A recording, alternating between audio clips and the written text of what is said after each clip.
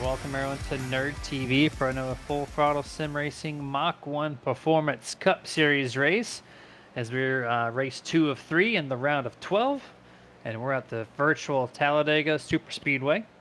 Right now, track has at an even 100 degrees Fahrenheit, 76 in the sky, so that temp will drop, but it's Talladega, not going to play a factor regardless.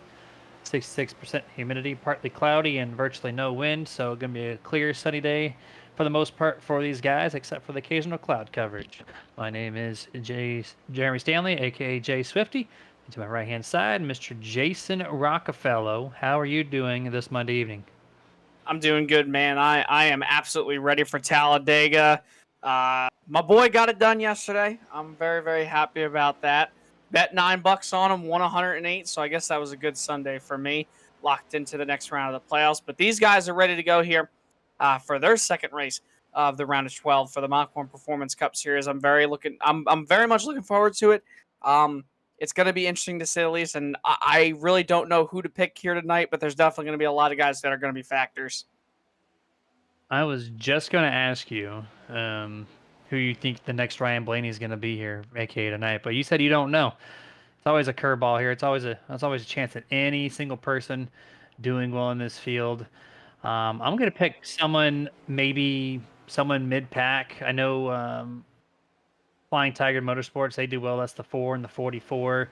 I expect TJ Bartell to be up there mixing it up. The 6 of James Torrey, he's rocking a Brad Keselowski skin, so he could go fast. And anyone, all these guys have it's an open setup league, but every single one of these guys that come here tonight in the Mach-1 Performance Cup Series, they bring really good setups. So it's really tough to tell who's going to win.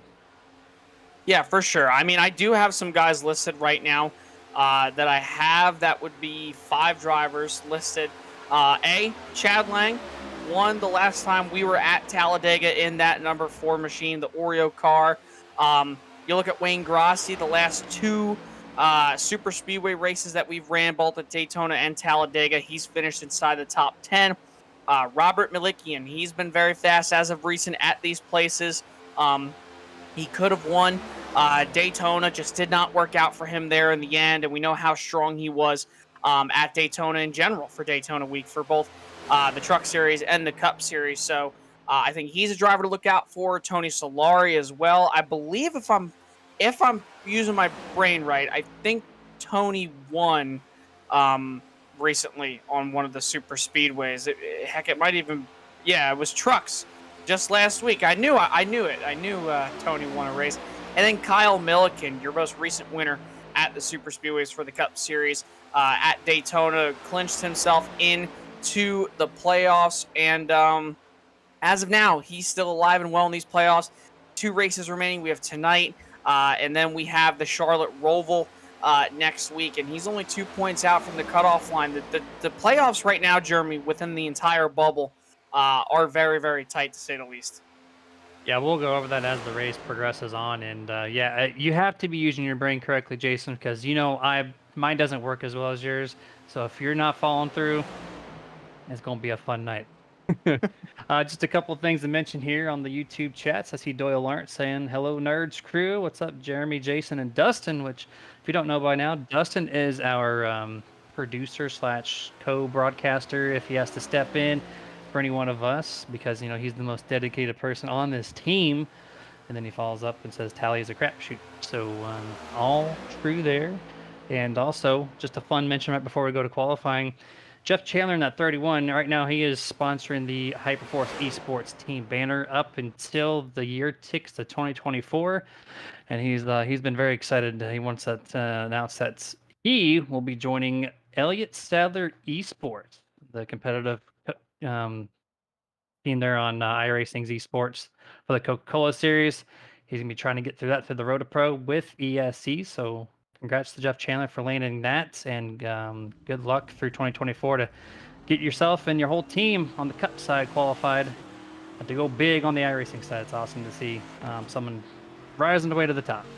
But with that being said, qualifying is live. We're going to get our cameras off your guys' faces, or off your screens, and we're going to tune into qualifying, which I do believe the 14 of Lane Allen. You see him on your screen now on the roof camera. He is fastest in practice with a 49.073, and of course that's your practice time. That will not be your qualifying time, but nonetheless, 14 with the fastest drafting car at the quote-unquote drafting tracks, if you like or don't like that term. We're going to see what he can do for this 2 laps.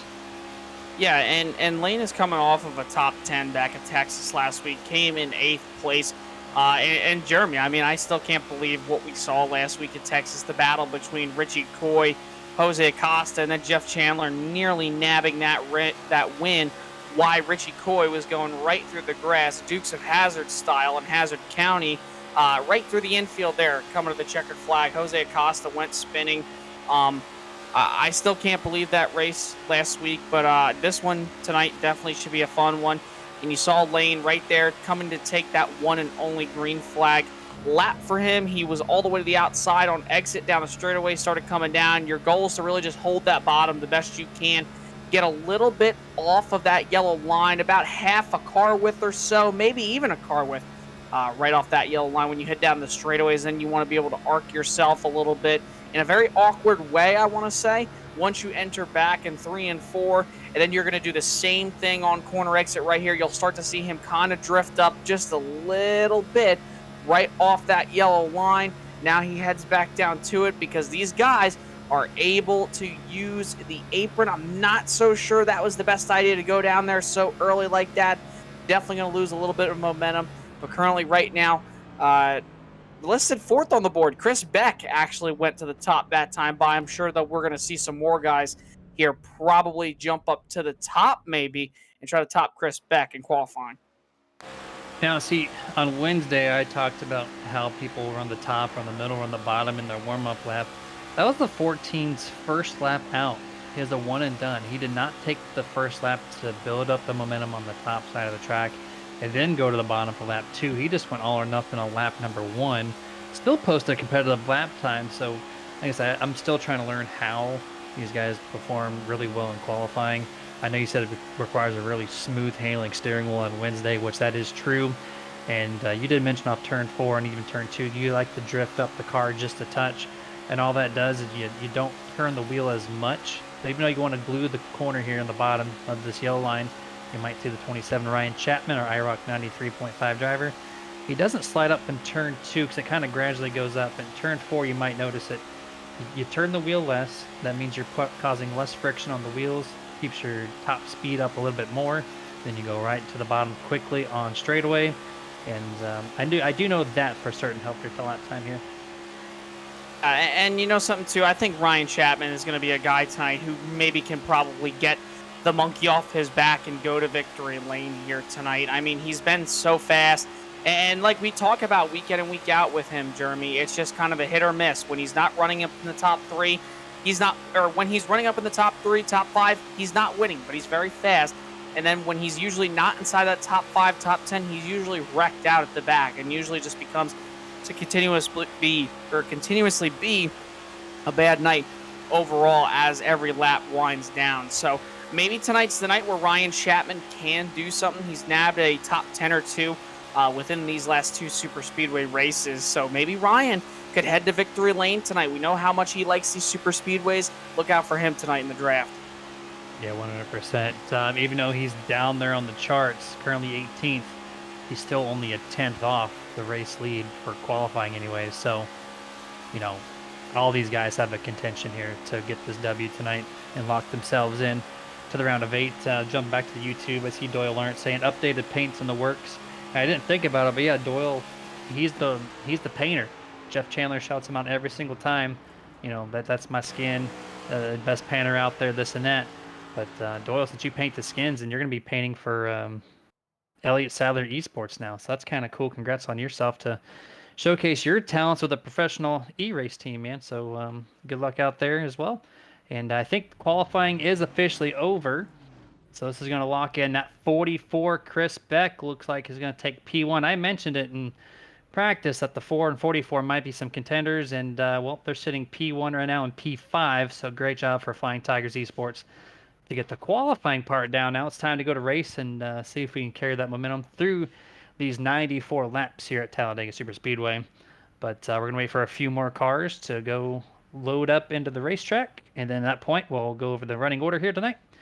And got a nice little skin there from the 44. I know you love me calling it skin, Jason, but I'm going to continue I to hate do you for it. that. Absolutely welcome. Here we go. 44, Chris Beck going to be P1. Jeff Chandler taking the last minute approach. He's going to be starting second to the outside of the 44.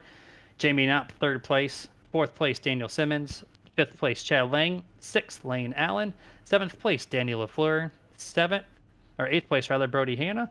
Ninth place, Stephen Hollingsworth. And 10th place, Sherwood Williford. Top 20, you got Wayne Grossi, one of the drivers we talked about, could be fast tonight. TJ Bartell in the 77 will start 12th. 13th, Ben Tracy. 14th goes to Richie Coy, coming off of an awesome win last week.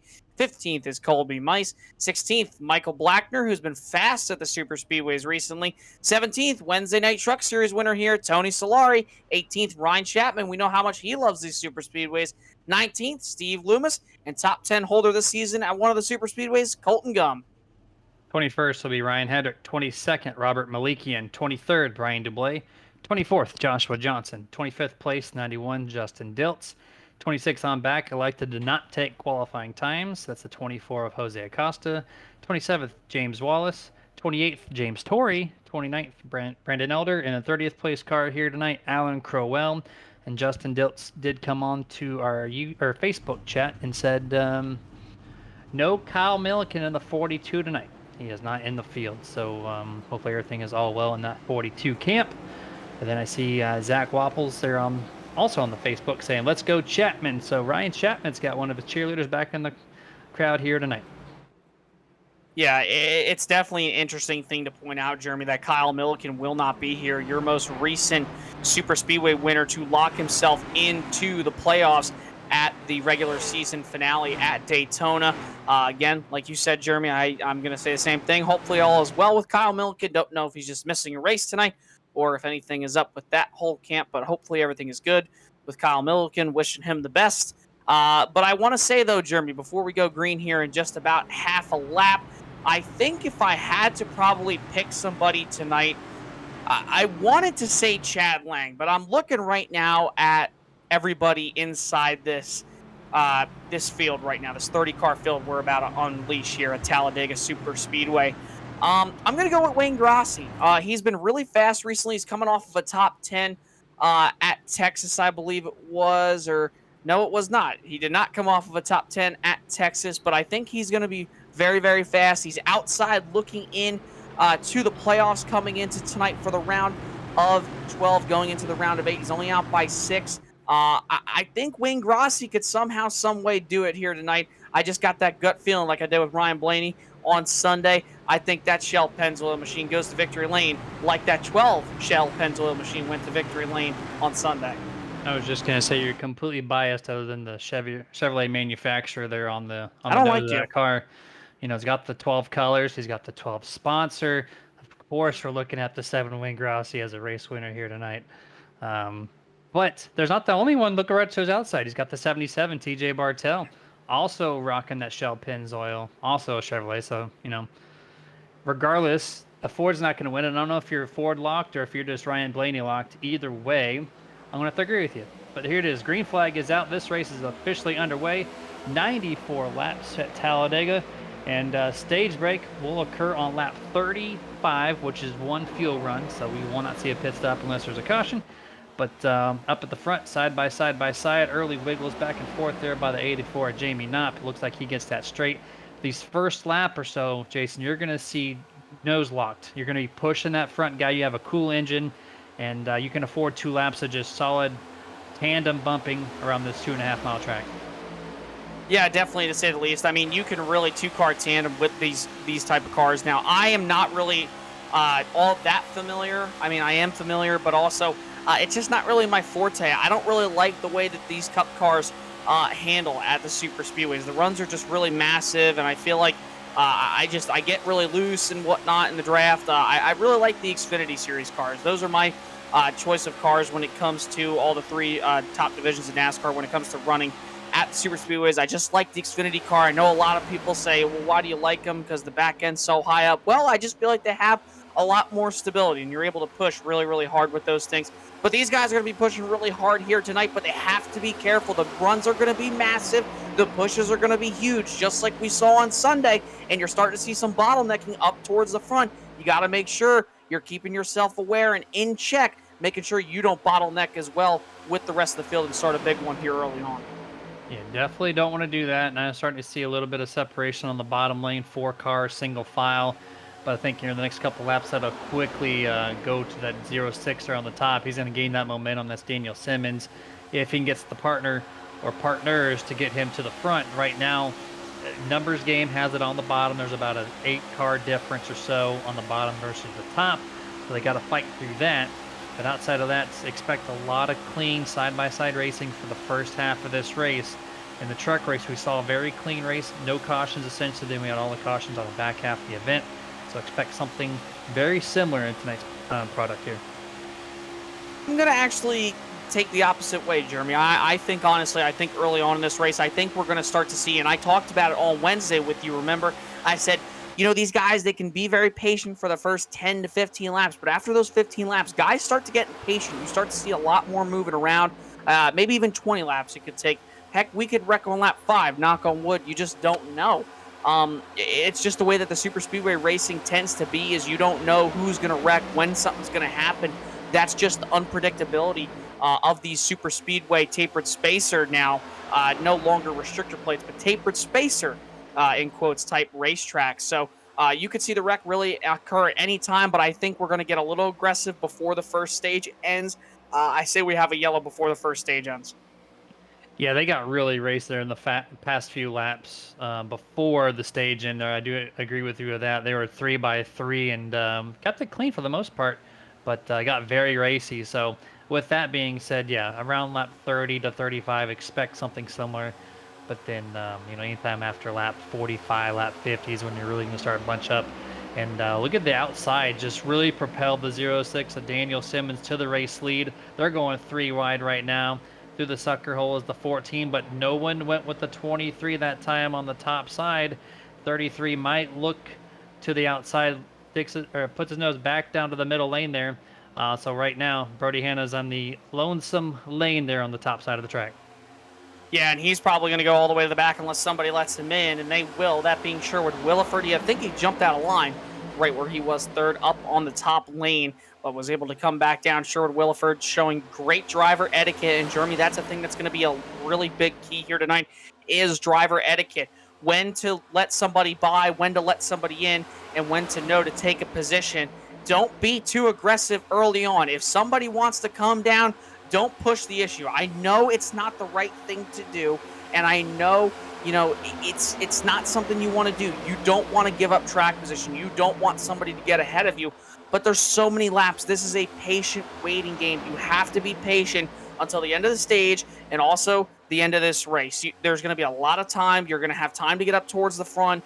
You don't know what's going to happen, when it's going to happen. So make sure that you show good driver etiquette, because you never know. Letting somebody in or making sure that you're staying locked to somebody and being dedicated. Like, for example, if you are Brody Hanna, maybe Sherwood Williford goes with you. That's a guy that you're going to be like, okay, I know he'll work with me. Let me do the same in return here later on the race. It's just good driver etiquette. I know if I'm out there on the track right now, I would be asking for the help with Sherwood Williford. I know he is one of the best super speedway drafters here, at any super speedway for that matter. He knows how to lock to your bumper, get you to where you need to go. He always brings a really fast vehicle anytime we come to these super speedways. So 33 would definitely be on my radar here this evening. And I see Doyle Lawrence back on the chat saying he's been graphic worker for Steve Letarte since the Coke Series in 2018. So that's kind of cool to hear that. Just wanted to shout that out. So he's been on and off for 5 years now. It's pretty cool to see. Going back to the race lead, though, the 06 trying once more, this time with the help of the 14 Lane Allen, fastest in practice here. He had a great launch 2 laps ago, and then he fell back quickly as the 44 regained the race lead, and it looks like he's going to be able to hold it this time around at the start-finish line to complete lap 7. But we're still just 2 by 2 by 2 with a lot of space in the middle. Yeah, and a great new paint scheme there for the 06 of Daniel Simmons. Not really too used to seeing that one up at the front, so I was wondering who that was, and now I know it's Daniel Simmons. He's doing a great job so far. He's coming off of a 4th place finish last week, one shy of the podium, to be able to talk to us up here in the Nerd TV booth, or the "Hey, what's up, nerds," as Richie Coy usually says. So Daniel is doing a really good job right now, enabling Lane Allen to give him the pushes that he needs. Probably maybe communicating to him over the driver's comms, maybe, or just because of all the super speedway racing they've done. All right, man, don't push me in the corners, push me down the straightaways. And for Brody Hanna, he needs to make sure that he's not pushing the pusher, that being Lane Allen in front of him. And so far, this outside lane, they were about 4 car lengths behind Chris Beck on the outside just a couple laps ago. Now they find themselves almost 4 car lengths ahead of the bottom lane if Sherwood Williford can gut clear of the 44 here heading into 3. Especially in these virtual races, you can get away with it a little bit more in the real life where you push the pusher, but in these virtual races, it's almost cardinal rule number 2. Rule number 1 is don't bump in the corners, right? That's first and foremost. Everybody knows that. Rule number 2 should be don't push the pusher. It should never happen. There's no need for it. With these cars especially, you don't get much assistance. And actually, if you lay back and give it about 6 inches to a foot off the second car's rear bumper, that's when you're really going to help the cars. We're starting to see some 3 wide happen on the outside of the track. 27, Mr. Ryan Chapman, you see him on your camera there. Continuing to wear that hat now for several weeks as we're getting late into this season. He's going to try to bring 5 other cars behind him here to try to get to the front here. Right now it's working, puts himself into 5th place as he noses out the 19 of Richie Coy. 77, TJ Bartell trying to move. It looks like the 25 got a bad bump by Chris Beck rather. So that temporarily slows up the contact, bumps Brody Hanna to the wall in the middle of the backstretch. Yeah, I honestly just don't think Brody Hanna held his line right there. Probably didn't anticipate the 27 to bump him right there in the right rear. But I mean, Ryan Chapman's holding his line. He's got a car to his inside. He can't move down any more than probably what he wanted to. So unfortunately, just a mistake on Brody Hanna's part more than likely. But with that being said, no harm, no foul. They're going to lose a few positions. Brody could tuck back in line right here if he doesn't get loose behind Danny LaFleur. He could take it if he wants to, and it looks like he's going to do just that. So he's going to lose a handful of positions. But while all that was transpiring up off turn number 2, Jeremy, with the 27s on board, we had the 33 of Sherwood Williford go from that top lane down to the bottom. Now it's still Daniel Simmons, Lane Allen, and now TJ Bartell, and I believe that's Michael Blackner right there, 4th in line up on the top side. But here comes Mr. Richie Coy pushing the heck out of Sherwood Williford down the back straightaway. He finds himself up to P2, and he's actually the biggest mover of the race so far, up 12 positions from where he started. He finds himself P3 currently. Richie Coy knows what he is doing. 2 laps ago, that man was scored, I think, roughly 10th place, and now he's 2nd on the inside lane, trying to compete for the top 3 anyways. Gets to the line, going to be scored 4th that time. So the 19 Richie Coy making some big moves here on lap number 12. Remember, we got about 23 laps before we're going to see stage break happen. Now can Richie Coy push Sherwood Williford to the front? Right now, the outside momentum 06 carrying it Daniel Simmons, which, by the way, that's an awesome paint scheme of his. That lane right now, the past 3 or 4 laps, has been super strong. When you got the 14 lane out hooked up with you, it's hard to compete with this top lane right now. Yeah, definitely. And Jeremy, that's just all because the top lane, just, you're taking that wider arc, so you're able to carry a lot more speed going down the straightaways because you're taking that wider arc. And then off the corners, it's kind of like a progressive banked, even though this obviously isn't a progressively banked racetrack. It's just, I don't really know how to explain it the best, but you could see right there, he's at the higher point of the racetrack. So it's kind of like what I said on Wednesday. You take 2 Hot Wheels, set them all up on 2 different tracks, one that's higher, one that's lower. Which one's going to get the higher momentum once it goes down the ramp? And then off the track and start going down the straightaway? It's going to be the one that was at the higher position. That's kind of how it is here at Talladega off these corners. You're going to have that surge momentum from the outside off the corners, but down those straightaways, you're going, or not down the straightaways, but into the corners, that inside lane, because they're taking that tighter radius, they're going to be faster. So really, this outside lane's got, oh man, Richie Coy comes right up in front of Daniel Simmons, and that was a good move by him, but an aggressive move early on. But so far, this outside lane looks to be the one to be on today. That's going to score 19. Richie Coy, the first lap led this evening, and I think the 3rd different leader of tonight's race so far for the Talladega 250.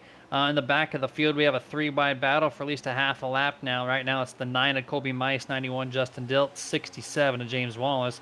Only group of cars to be 3-wide route, and that has to be almost at the tail end of this field. The inside lane has a big check up there. It's going to stack them up and break up that 3-wide potentially. Here we go. They're going to pass one car, the number 8 there. Now they're going to get caught by the 22 Maliki, and this is going to slingshot the 6-7 of Wallace to the back bumper of Colton Gump. Then he gets checked up. But look at this outside lane, Jason. They got 5-car separation, single file through the tri-oval.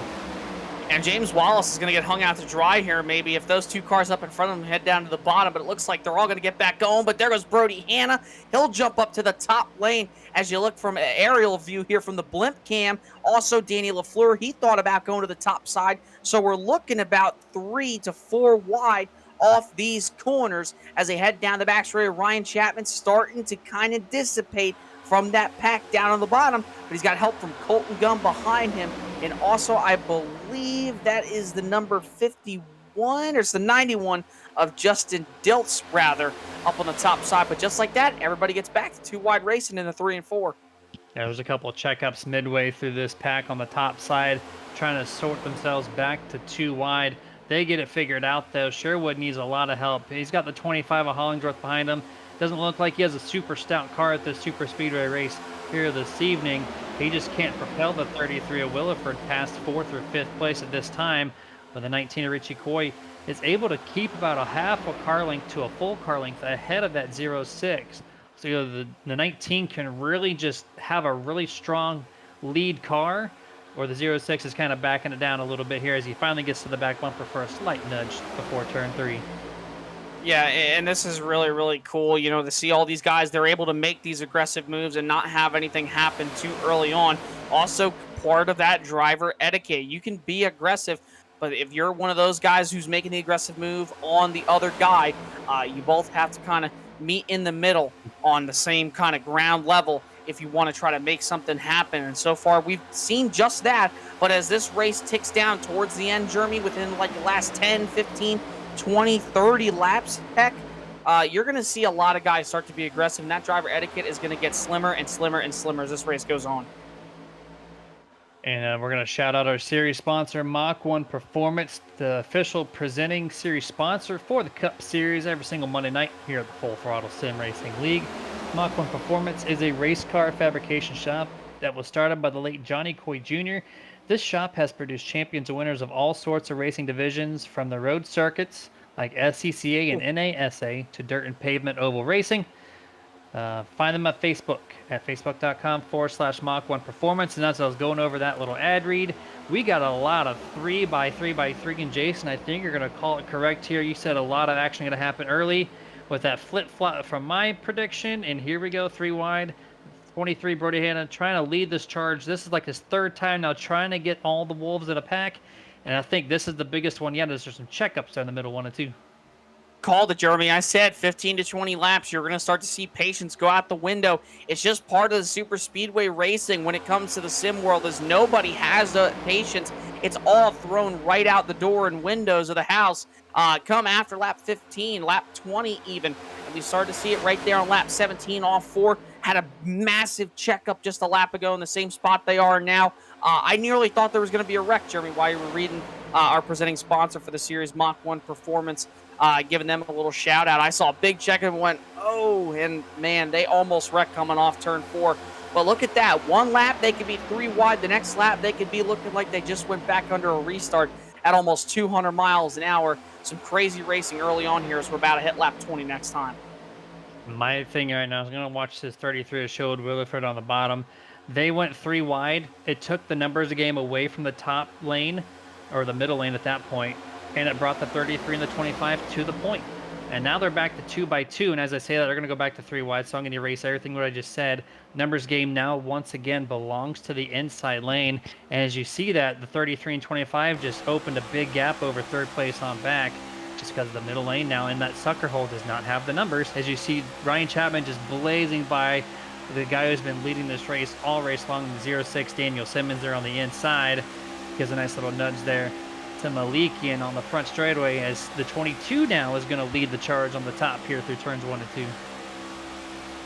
And Chapman, I would not be pushing on that left rear like he was heading through the tri-oval. I mean, I know he knows what he's doing, but I don't know if he knows what he's doing right there, man, because he almost turned that 22. It looked like it was about to be heading through that tri-oval, but he was able to maintain it, save it. Robert Malikian, he knows how to take a shove, a push rather, here at Talladega, Daytona, whatever it may be. And look at them, they're making that outside lane work. And Jeremy, you talked about that sucker hole not being the way to go, as he almost, man, Ryan, come on, buddy, you can't be pushing like that on the top. But he knows what he's doing. They're doing a great job. It's just, at some point, something's got to give with this. And back to the middle part, Jeremy, you know, you can't really make so much ground in the middle, because it's like when you get tight with those guys to your left and to your right, it's almost like you're continuously being side draft. That's like the momentum, all the hard work you're doing, it just doesn't pay off. Yeah, remember when I said about 20 laps ago, don't push the guy in the corner. That was rule number 1. But the only thing that they got going for them, the 27 and the 22, those are teammates, both part of Elevated Esports. So they've practiced this. They know what to do. Look at this launch they get on the top. Look at this. They just passed the 44, no problem. Now they're back to the 06 once more. This is going to put Robert Malikian in 2nd place. You see more pushing on the inside corner there. Very comfortable with one another at these super speedway style races. But then here we go. The middle lane has the numbers. They're going to propel the 33, the 25 back in front. But on the back straightaway when the exit turn 2, you're probably going to see that outside Bill Minimum once again. But it's like a huge yo-yo effect. Regardless of what happens, the inside lane still has the fastest lap times this race. Yeah, and to note, too, you talk about the teammate aspect, and it's funny that you say that, Jeremy, because the top 4, all those, not the top 4, but rather that first top 4 on the very top of the racetrack, those guys are all talking in the same voice channel here tonight, wanting to work together, being teammates, and they're the only ones out here who looks like their teammates are all hooked up in their own separate lane. They are trying their hardest to do whatever it takes to win here at Talladega, that being Elevated Esports, doing a great job here tonight. The only one they're missing is Alan Crowell, who finds himself all the way back in 29th. He's kind of maintained his own position at the back of the field, started in that 30th spot, so we'll see how he does. Maybe that's his plan. He thought the route was, hey, I'm going to stay to the back. You guys can race up front just to see if Elevated Esports, God forbid, anything happened later on in this race with these guys wrecking, they at least have one car that can still try to win this race. Absolutely. We got a nice drone coverage here of the front half of the pack creeping up. I didn't realize our drone cameras can go 200 miles an hour. That's something that Nerditudes has exclusively. I think it's faster. Nerd TV. Yeah, I mean, right now these cars are going basically 200 down the back straightaway, and we're going faster by at least 5 to 10 miles an hour. So awesome camera work there by our producer Dustin Loxton. Each and every single time you see us live, you know that's the face and the name behind the camera. I'd love to give a shout out to another one of our partners. Don't shout them out too often. Roasted Gems Coffee outside of the commercials or the caution breaks. You don't really see their name too often. So Roasted Gems Coffee offers premium quality, ethically produced coffee gems from different parts of the world, coupled with delicious blends and flavors that'll make your taste buds melt with delight. Roasted Gems Coffee is the only place to quench your caffeinated coffee desires. Roasted Gems Coffee values your coffee experience with each order roasted to perfection upon order and shipped straight to your door for peak flavor. So whether if you want a mellow flavor with just a hint of coffee to get your day started, or if you want it so strong it'll show up on your drug test, Roasted Gems Coffee has you covered, and you'll head over to roastedgems.com. And whatever you purchase, use that Super Nerds promo for 10% off anything you purchase from Roasted Gems. And Jason, we're seeing a lot of scattering mid-pack right now. 20 or 87 Michael Blackner almost makes contact with TJ Bartel as he gets sent to the back on the top side.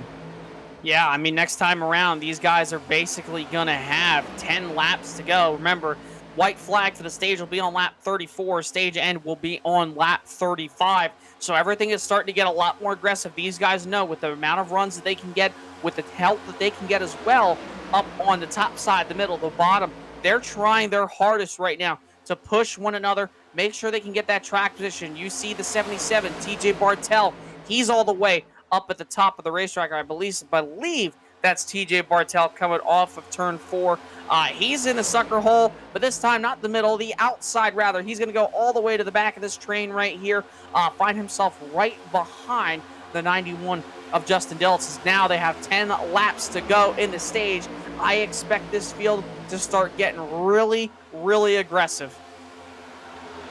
2x2 all the way through right now, but this will be 3 wide before stage end, no doubt about it. And it'll probably be for at least somewhere in the top 5, if not your race lead. But at the moment, Hollingsworth has not left the back bumper of Sherwood Williford. Basically picked up a teammate with another manufacturer. It's Chevrolet to Ford, back to Chevrolet. This is the top 3. The 06 Daniel Simmons just continues to impress me right now, being probably the fastest car on average all race long. And not a bad partner to pick up right now in this race. Really not a bad partner at all. I mean, right now, there's you can kind of separate yourself from the pushers versus the pushies here tonight. Sherwood Williford, very good pusher here tonight. Ryan Chapman, he's a very good pusher. He just needs to ease it up in the corners. I think Robert Malikian could probably take a push really well. The same goes for Richie Coy. Lane Allen's probably a very good pusher. You're starting to see some guys travel towards the back of this field, thinking maybe they're going to wreck. You see TJ Bartel, also Justin Diltz, a couple other guys back there that are just trying to play the safe game. You have the 6 of James Torrey, the 23, Brody Hanna, even Chad Lang, last year's Talladega, or not last year, but the Season A Talladega winner. Our last Talladega winner here. He finds himself in the 25th position. So a lot of guys right now up at the front competing for this stage win and also stage points up on the line if you're a guy in the playoffs. But then some guys taking the easy approach here, thinking that there might be a wreck. Yeah, that's always the 2 pieces of the puzzle. It's either do I just lag back and just accept not getting any stage points here and just prepare for the end of the race, or do I go for the stage points and potentially cost myself by being in a wreck? So as this field starts to really get crazy here in the final laps of stage 1, you will probably see who exactly is going to be playing what part of the strategy they want to, as we're coming up to lap number 29. When they get to the start-finish line, that'll be 7 laps to go for stage end. But right now, it still remains very calm right now. The inside top 3 are going to be single file still for about 5 laps now, and everybody else still side by side as they get to the line. Side by side as they get to the line. Richie Coy, I think the biggest thing for him is to either get a push or have somebody jump on that top line. And there we go. There goes Daniel Simmons. He thought about it. The same thing with Stephen Hollingsworth. He thought about it as well, but decided to be loyal, stay behind Sherwood Williford. And now Daniel Simmons, who's been up at the front pretty much most of this night so far, he's going to get some big help from that Ford Mustang of Richie Coy. Nearly turned him down the back straightaway as they work into 3 this time by that outside lane. They're really hooked up. But Robert Malikian and some of his teammates, they're going to jump to the outside here for just a slight moment heading into 3. Follow back behind them now as they try to get back to the back bumper of Danny LaFleur, this time in the tri-oval. Yeah, as soon as you mentioned Robert Malikian jumping up to the top with Ryan Chapman, they actually got bottlenecked and had a lift, and so they lost about a half a second right now over the 47 of Ryan Hedrick, but I think they're going to regain that back coming through turns number 1. But now the 06, the 19 have to get something going as 19 Richie Coy bumps Daniel Simmons right in the center of 1 and 2. Gets his car a little out of shape, and he's going to pay for it by losing that momentum. Down the back straightaway. Ooh, little off-centered bumping there. Don't want to do that. There you go. Get nice and square to that back bumper. It takes your nose out of the air so you can push the guy in front of you even faster. But back there behind these guys, 3 wide once more, now led by the 99 to Danny LaFleur. Yeah, and they're really trying to get up to that outside and make something work, but just not enough momentum right now. 4 cars compared to a whole pack down on that bottom side of the racetrack. You see one car starting to blink out a bit.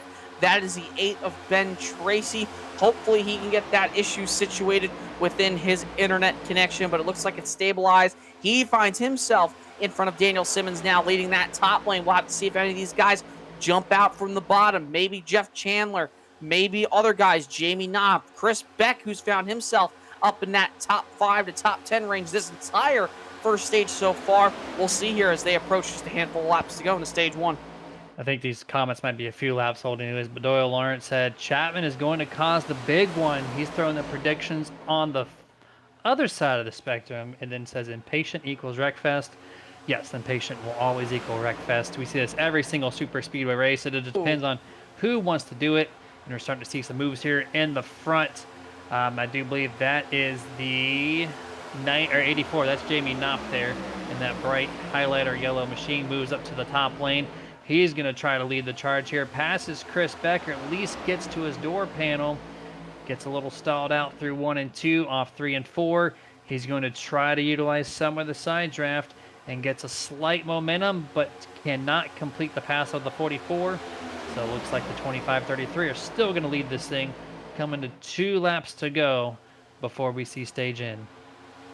Yeah, this should be really fun to see if Jamie Knopp can challenge these guys for that race lead. And I was going to say just a lap ago, Jeremy, when he was heading through that trial, it was a super aggressive move to jump out of line. He did it really late, jumped up in front of Ben Tracy, and Ben almost split him. He almost went into the middle, not split him, excuse me. He almost went into the middle and left Jamie Knopp out to dry, but he laid off, so did the rest of the field, and they were able to let Jamie in. So again, driver etiquette, round of applause. But in this next stage, towards the end of the race, that's not going to happen. They're not going to let Jamie Knopp in again like that. That was probably his one and only free, hey, man, jump out of line and cause some late controversy here in the stage ticket. So that is not going to be no more after Jamie Knopp's move then, for sure. Everybody, those getting really aggressive with the pushing. You're seeing Ben Tracy got a push from Daniel Simmons, got a little loose down that straightaway. Now that very outside lane with Robert Malikian leading in, they're formed up pretty good. They have about 5 cars. If they could just get a couple more guys, I think they might be able to make one final charge up here at the front. Jeff Chandler, though, going through the sucker hole. He'll probably make these guys go 4 wide at the back of the field. They are 4 wide. Danny LaFleur, Colby Mice, other guys as well. And wow, what a move by Danny LaFleur to pick up 1-2 positions there as they went through the tri-oval. Now to correct myself, this is now 2 laps to go. Pit road is closed, cannot pit until stage end here. There's still 3 wide in the back there. 19 tries to move up in front of the 84, does so. He's going to try to propel this top lane into the front here as the 84 Knopp just does not have the lead car, as him and Ben Tracy were trying everything they could. They just could not complete passing 3rd place. 19 Richie Coy has made a lap letter 2 here so far, so slightly better chances belong to them. But look at them, they're all spaced. Oh, here we go, wreck 17 Steve Loomis hits the inside door panel, the 24 Jose Acosta. They keep those cars going straight. We're going to remain green. 3 by 3 all the way in the back, but the front half of the field all single file in the final lap. Hey, no harm, no foul. It's better to have no caution and cause a big one, or not cause a big one, rather than to cause a big one. And next thing you know, you're out for the day. Here you go. You just see him sliding through the grass. Saw Steve Loomis get out of shape, collects Jose Acosta. And now with half a lap to go, that front field, they're kind of separated from the rest of the pack from just a little bit. Sherwood Williford leading over Stephen Hollingsworth for the final time in 3 and 4 here in stage 1. I don't see him moving out. I think he's going to keep Sherwood at the point here as your driver, Ryan Blaney. Wayne Grossi sits in fourth Wow. place. Richie going to the top here, trying to bring Ben Tracy with him. Hollingsworth does not leave the back bumper. Sherwood Williford in a 33 gets his stage win here at Talladega 250. And you know something, too? That's really good for Sherwood Williford because he is third coming into tonight in the current point standings before we headed into here tonight. That's going to really propel him. That's an extra 10 points for him.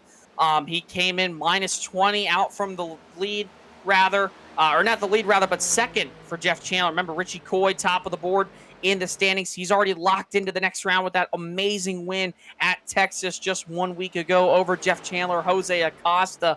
So that was some very valuable points here for Sherwood here at Talladega.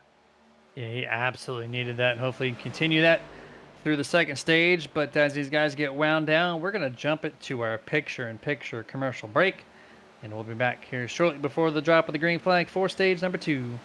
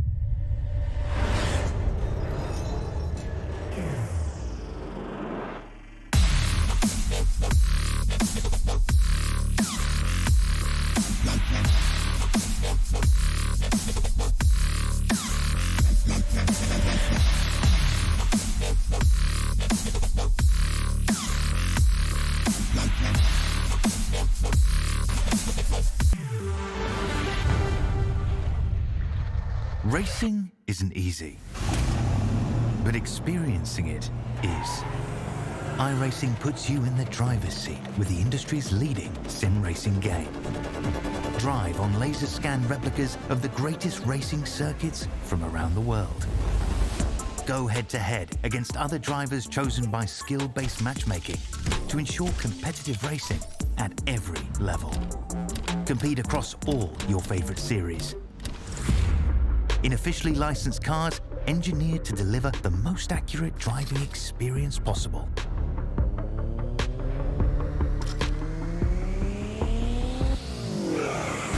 Join a race or host your own with players from across the globe. Race against the computer or in a league with friends. Feel the thrill behind the wheel. Visit iRacing.com.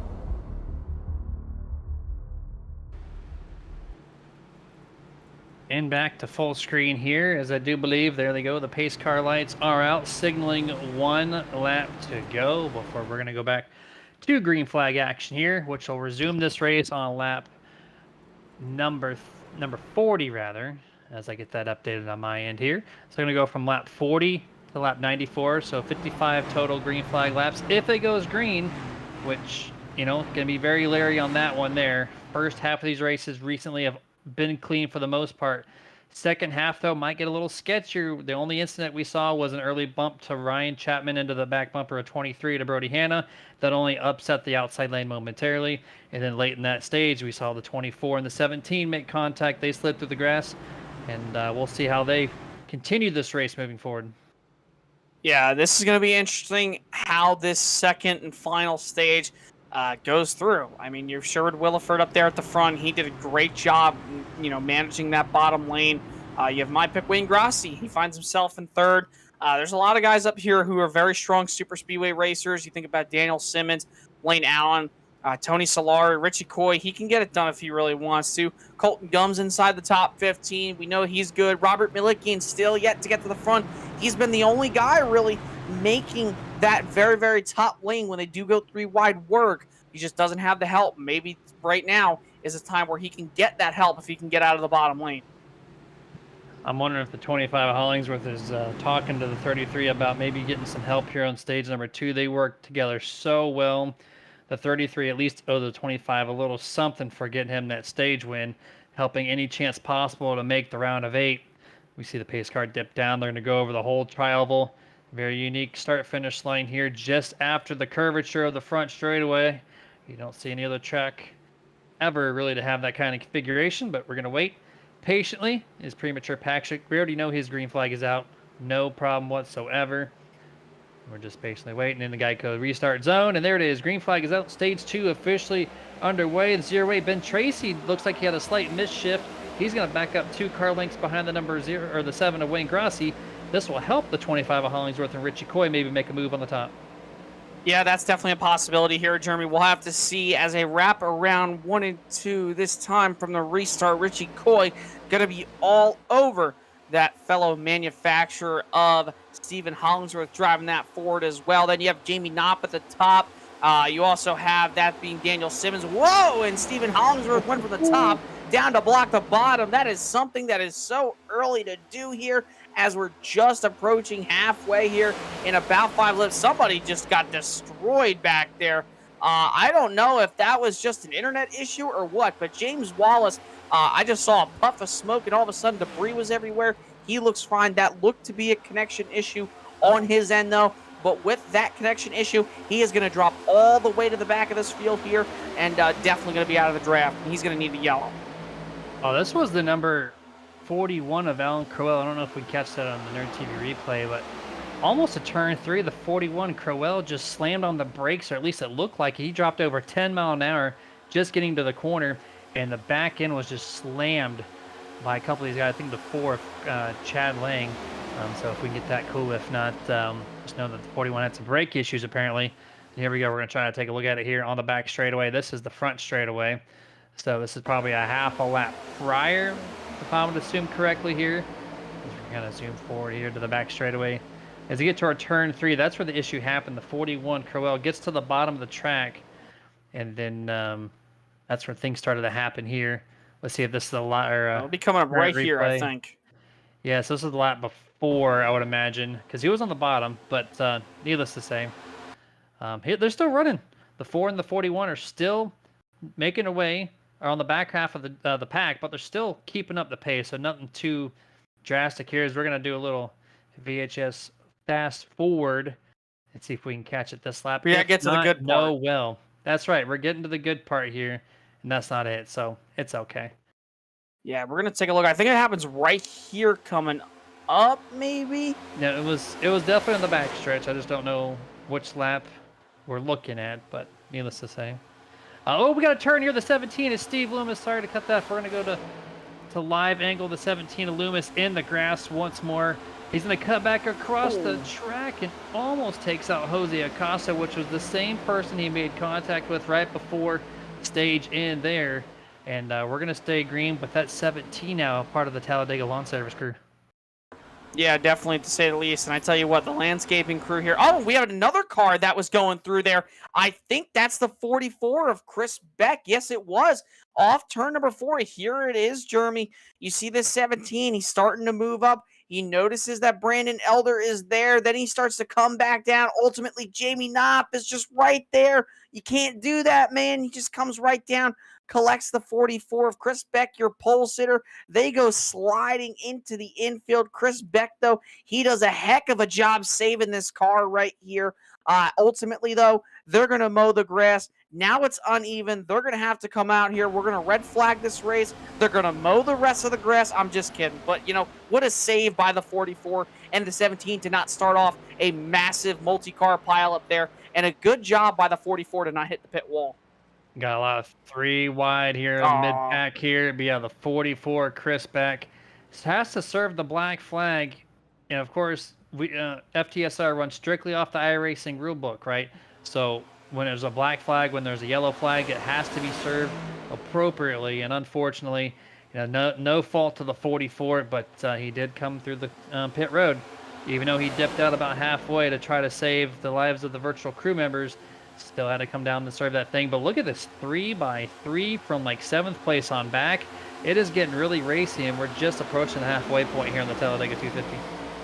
Yeah, it's getting very interesting. You see Brian Dublé, he's holding the top side very strong. He's got TJ Bartel, Brandon Elder in his Sharpie machine as always. Probably, in my opinion, like I always say every week, the best paint scheme out here, the most original, rather.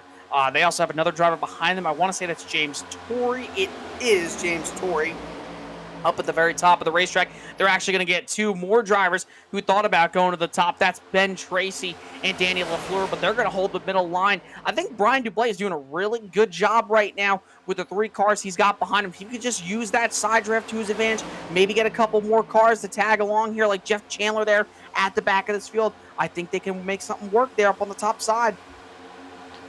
I have to agree with you here, but right now they need something else. They need more than just 3 cars to do anything up here. 37 is fast at these super speedways, but you have to have the numbers or else it's all for nothing right now. See the 91 Justin Dilt's trying to shove Chad Lang in the 4 in the middle of 1 and 2.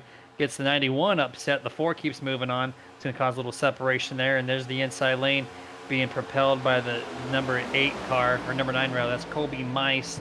And that Exalta Ford Mustang, and then the 25 of Hollingsworth, of course, and that Folgers Ford Mustang, who's run that same exact scheme all season long. So great way to showcase his favorite sponsor. A lot of people get antsy and like to change their colors up every single time, like me and myself personally. But clearly, you can know who's on who's in the 25 car every single week because it's the same paint scheme every week. Yeah, and you know something too, that's a thing that, you know, it used to be a big thing in the 90s, early 2000s, is usually you would see one paint scheme, you know, every single week. You think about drivers back in the day, you think of Harry Gant, the Skull Bandit machine, you think of Jeff Gordon in the Exalta colors, the Rainbow Warrior, Dale Earnhardt in the iconic Good Wrench black and silver with the pinstripe red number 3, and many others. But nowadays you have so many different cars every week, it becomes harder for the average fan to figure out who's who. That's why I give a big round of applause to Formula One and also IndyCar for usually doing the same paint schemes every week. But also at the same token, like you say, Jeremy, usually, I also like the fact that, you know, in this sport, you know, that we can change up the paint schemes week in, week out, in real life, rather. And obviously on iRacing, you could change your paint scheme, heck, every day if you wanted to. Heck, you could do it mid-race. If you wanted to, if you're fast enough. But, you know, sometimes that obviously not the case. But some great looking paint schemes out here, to say the least. And that 25 machine, always strong in that Folgers Ford. Yeah, a lot of these guys, you just know the number and the name, maybe the primary sponsor. But if you're Hollingsworth, you go, yeah, he's the red 25. Yeah, check up there in the middle. The 14, I think, is going to be one of the worst ones. In that, as he falls back quite a few spots there in that sucker hole as he's to the tail end of the field now. Look at this. Almost the entire field is 3 wide. You got 5th or 6th place, and everybody else 3 by 3 by 3. 5 rows deep here as they come across the line to start lap number 49. So we're seeing a little puff of smoke there right before the entrance of turn 1. I think that's just maybe some dust up there at the top. I can't tell if anyone's making contact, but on my end, I'm seeing a little puff of smoke there. But the 51 really wall riding there in the top half, mid-pack. Great launch here by the 2751. They're going to get caught with the back bumper of the 77 of Bartel. Then that lane's going to choke up here momentarily. But look at this, even the race lead now, 3 wide. And this is the first time we've seen that very, very top lane, Jeremy, be able to get up to the front. We thought Robert Milikian can do it. He's not there right now. You find Brian Dublé, though, he's up at the top of the racetrack. He has made it work with TJ Bartel and also Ryan Chapman, Brandon Elder, I believe also, if I'm correct. I'm trying to see who that green car is. Colton Gum. And then you have Jamie Knopp there on the top side. They have done a great job working together as 6 cars compared to the rest of the pack on the middle and bottom lanes. But I tell you what, Jeremy, with all this momentum happening all over this racetrack between the bottom, middle, and top, guys are going to start to want to move around, figure out which lanes they want to get up to, say, hey, I like that lane, I want to jump up, and then you're going to have this guy go, oh, I want to jump down. Next thing you know, you're going to find some ground in the middle where y'all are going to meet, and it could start a big one.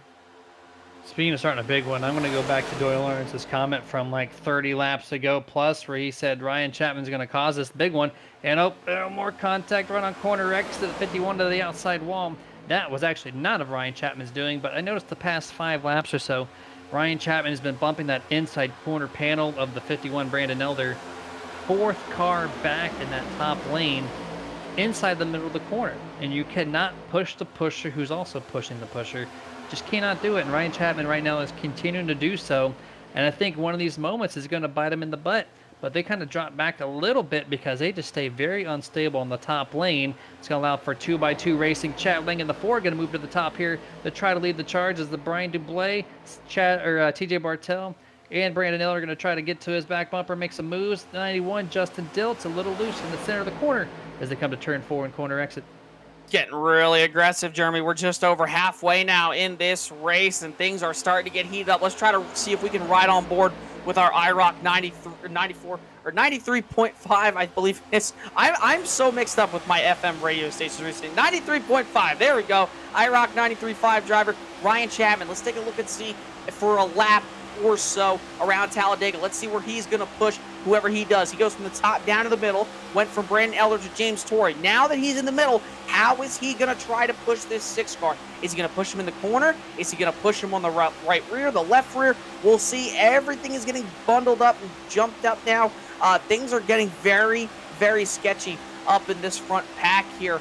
But Ryan Chapman, he's doing a good job so far riding that middle lane. We'll see right here coming off 4. If he does, in fact, get to the back bumper of this 6, maybe he'll give a shot to him. Continuing to ride the middle lane. I think he might have the opportunity to move to the top. But nope, as the 84 Knop's going to go now side by side with him here. He's going to remain back in the middle. But he's given the space now. You saw him lift right there before Trioval. He's going to give about a car length or so on the 6 of James Torrey. Going to close back up in corner entrance here. Let's see what happens on the back straightaway. He's going to try to push him. Gets really close to the back bumper that time. On corner exit. Looks like he's going to maintain and give that push. There it is. But he's, you see, kind of through the back window there, the 6. There is space between him and the 14. So as long as there's space, you are allowed to maintain a momentum by pushing. But still, look at this action. 3 wide. Oh my gosh, there's a bad bump once more. Ryan Chapman, don't do it. Left rear, gonna try to wreck him. And here we go. He sends him. James Torrey, Jamie Knopp, several spin. That's your first caution presented by, or with a wreck here by Roasted Jim's Coffee. And Joyle Lawrence, go get yourself a scratch off. You called it. Wow. Yeah. I mean, there's nothing else more to it right there, Jeremy. You just can't push the pusher. I mean, if you want to put a positive side on Ryan Chapman's note here, obviously we saw the onboard. We saw what happened right there. Roy Wayne Grassi, Robert Milicki, and Tony Solari, another driver, maybe 2 or 3. They just barely squeaked through without any damage. Let's try to see if we can get maybe an aerial view from this to see if the 6 of James Torrey possibly was already on the back bumper or so. And it doesn't look like it just from that angle real quick. And you see, whoa, what a great job by Robert Milickian to get through there in the Colton Gums shop right there. That machine, great job. But Jeremy, back to my previous point when I said if we could try to see if we could get that aerial shot, I don't think the 6 was to the back bumper of Lane Allen. I think just right there. We don't even need to rewind it, but we're gonna anyways, just right there. He's already coming off turn number 4. He's never to the back bumper of this 14. And the 6 is laying off because he doesn't want to probably get to the 14. He knows the rule. That's one push. That's fine. Okay, man, we can't do this. Ryan Chapman never lays off. James Torrey just unfortunately goes to the right, collects Jamie Knopp, and then right there, look at Sherwood Williford barely make it through there. Wayne Grossi, Robert Milliken, he did a hell of a job, and everybody else around them. But unfortunately, that's going to collect the 84 and the 10 machine. And that could have been so much worse, too. Only 4 involved in that one.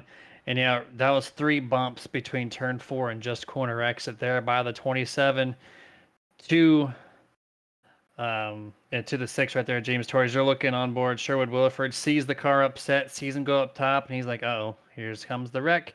And then 84 just gets blindsided by James Torres. Front bumper clipping just by a mere probably 2 feet or less. Just avoids Jamie Knopp. Sherwood Williford, your stage winner, still in this one here as we finalize our lookovers from the Nerd TV replay. And we're going to go to another picture-in-picture commercial break and be back before green flag for the 3rd time this evening.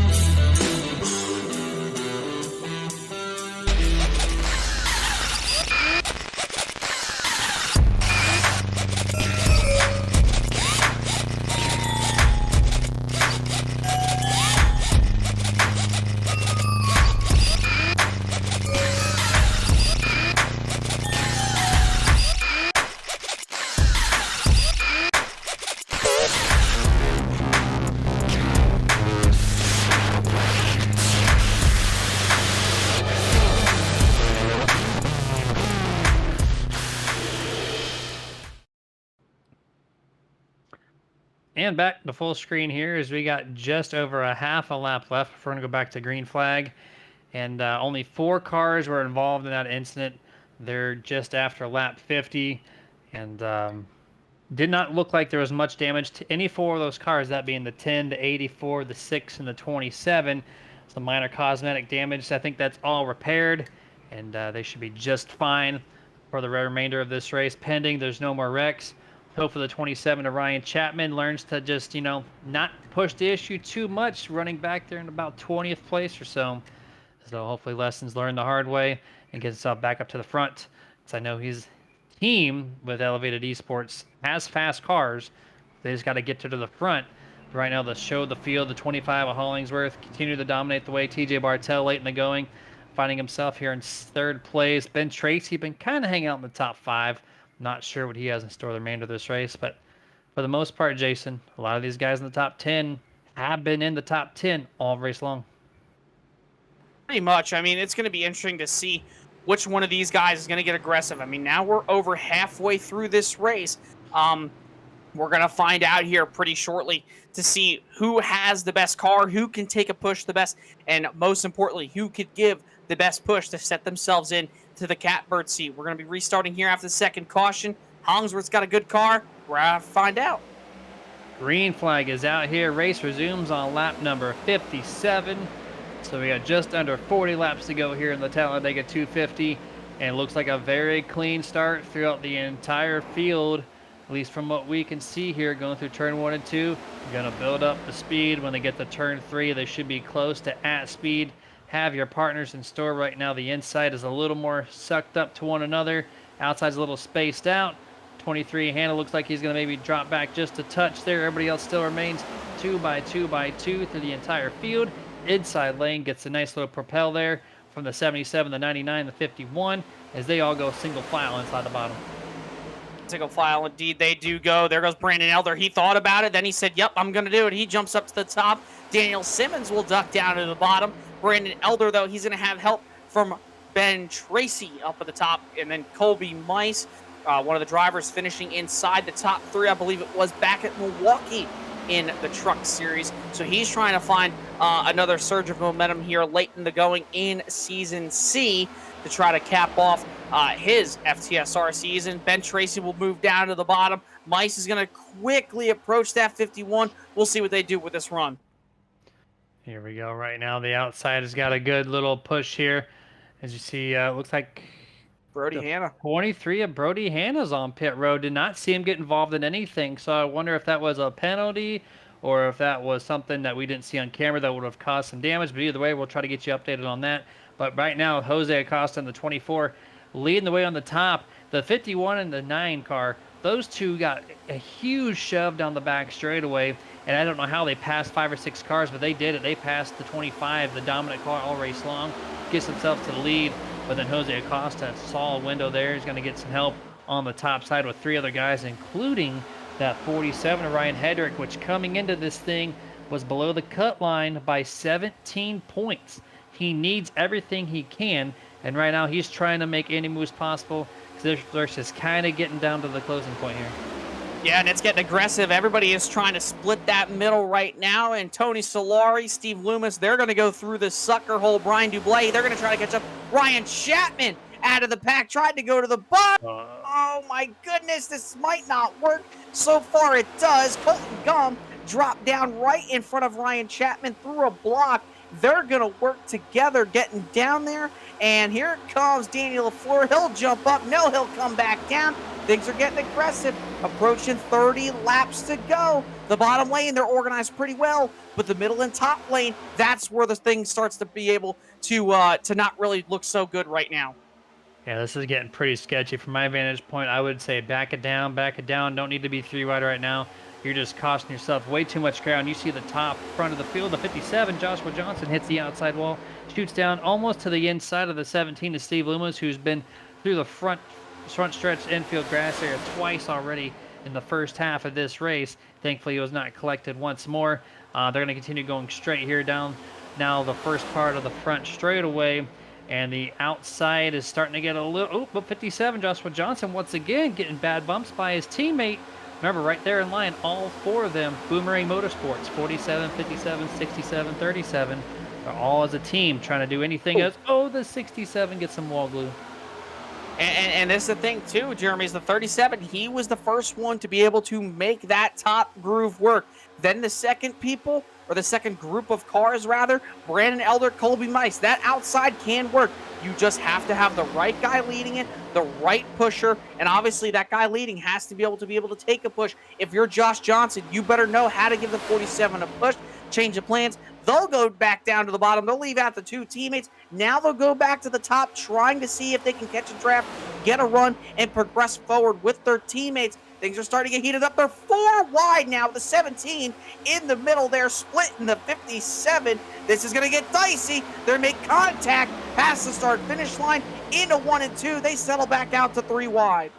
Terrible call by Boomerang Motorsports to try to cut down onto the back bumper of the 11, Tony Solari, that really checked up their run, and that's why the 57 went 4 wide, because that run got completely stalled and checked up the front 2 of their cars. The back 2 had nowhere to go but to try to move forward to avoid any wrecks, and then that was just really close call overall, but we remain green. The 24 Jose Acosta on the top gets really checked up, loses about 10 spots here as he continues to drop.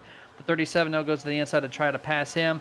Jose last time at the line was 8th place, and right now he's back behind 20th place. So I didn't see exactly what happened to him, but little woes here letting it go in for the 24. He went through the grass at one point, and now he finds himself in the back of this pack trying to catch up in the draft, but him and Brian Dublé very well could lose that draft. The bottom lane, they are all single file. The top lane only has a handful of cars, led by the 25 of Stephen Hollingsworth.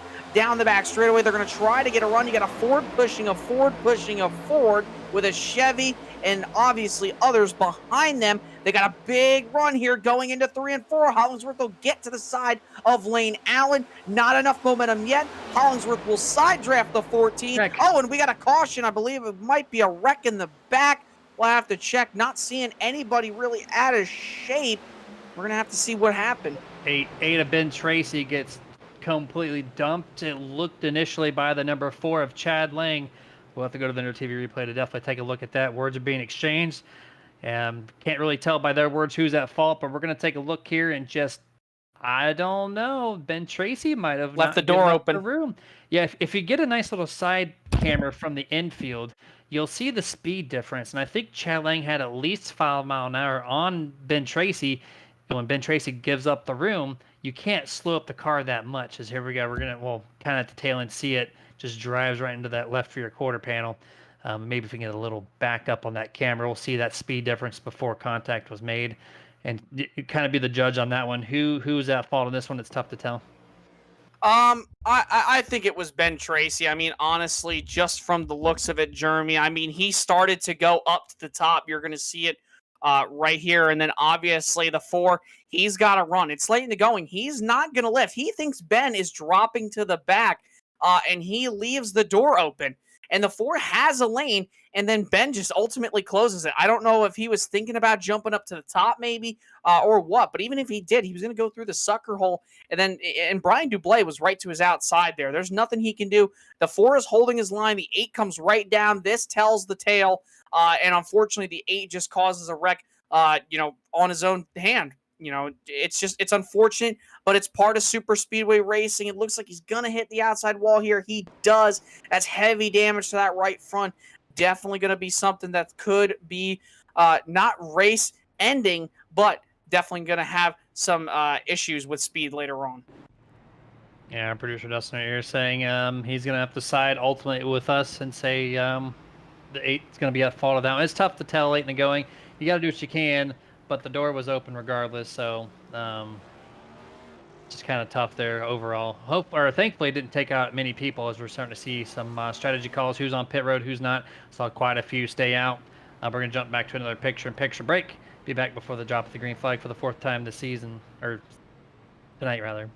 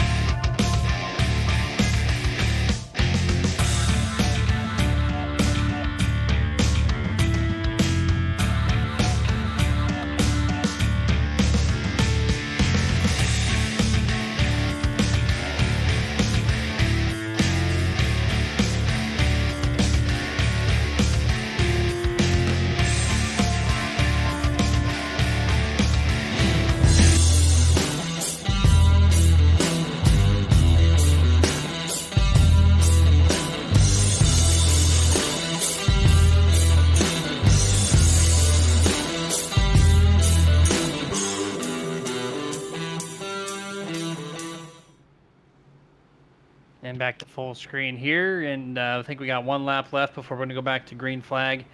And I think, Jason, we talked about just before I come back to green flag here. You want to talk to somebody, is that correct? Maybe the 51 to Brandon Elder? Yeah, let's bring him up here real quick. We're going to see if we can move him up here into the live broadcasting booth. And we are Brandon Elder. This is Jason and Jeremy up in the Nerd TV booth. Man, you got a copy? Yes, sir. Hey, man, we saw you and Colby really work that outside lane really good on that last restart. You guys look to work very well together, man.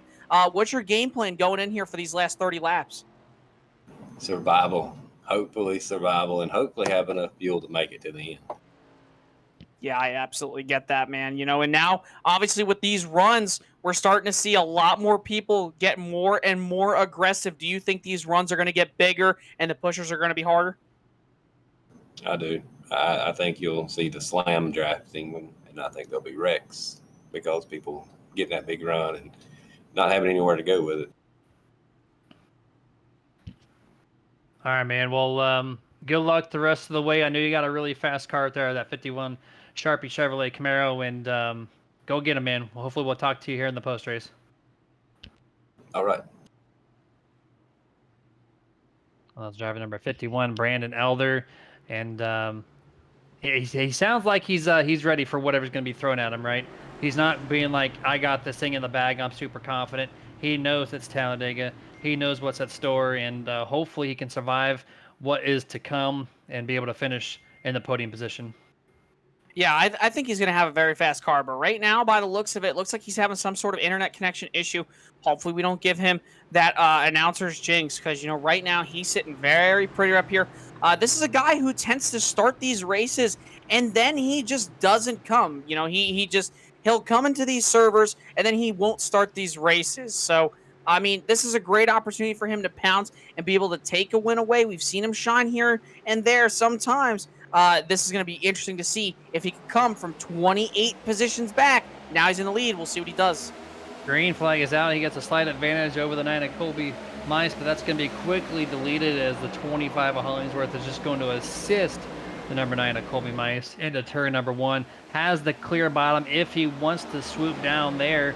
Looks like at the moment he's going to elect to bring the 25 in the middle lane down the back straightaway here, as they got 2-car separation. Now 3-car separation. The 51 of Elder has not had the best. Oh, we got a big check up there. The teammates 47, 67. They make contact there on the inside lane.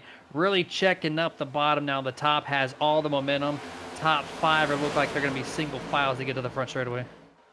Front straightaway indeed coming down, and Colby Mice has the race lead over Stephen Hollingsworth, who's been so fast all night long. Then you have TJ Bartell, the Truck Series winner at Daytona. You have Daniel LaFleur up there. Also Josh Johnson, a guy we're not really used to seeing up here at the front of this field. Hollingsworth, though, looked to go to the outside for a slight second.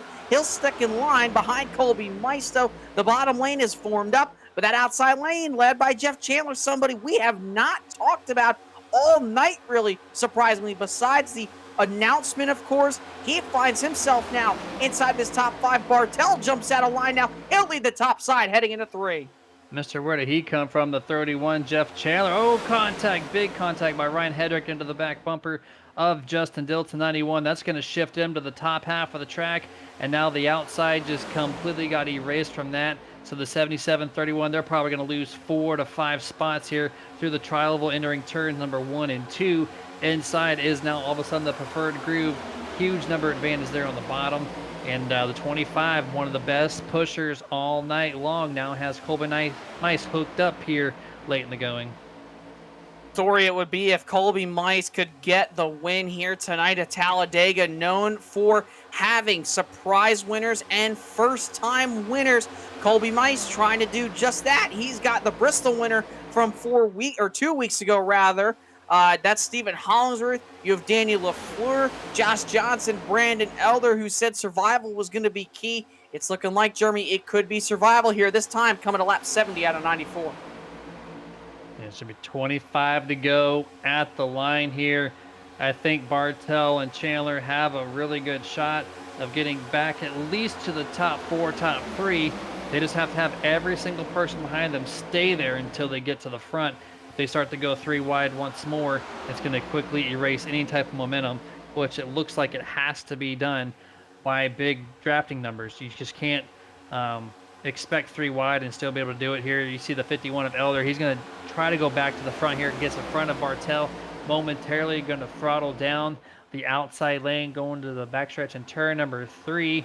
You see the 84 not trying anything he can with that 06 of Daniel Simmons, but I don't think that's going to be enough to get him there. Back to the front straightaway.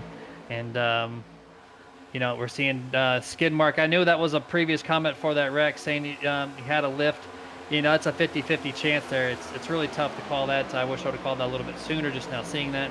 And then Doyle Lawrence back on there saying that's just dumb, pushing in the corner. That in itself. Oh, just like that, Jeff Chandler, your boy just hit the 77 there of TJ Bartel, sends him underneath the yellow line. He's going to go back to the pack, but thankfully the 77 keeps it straight.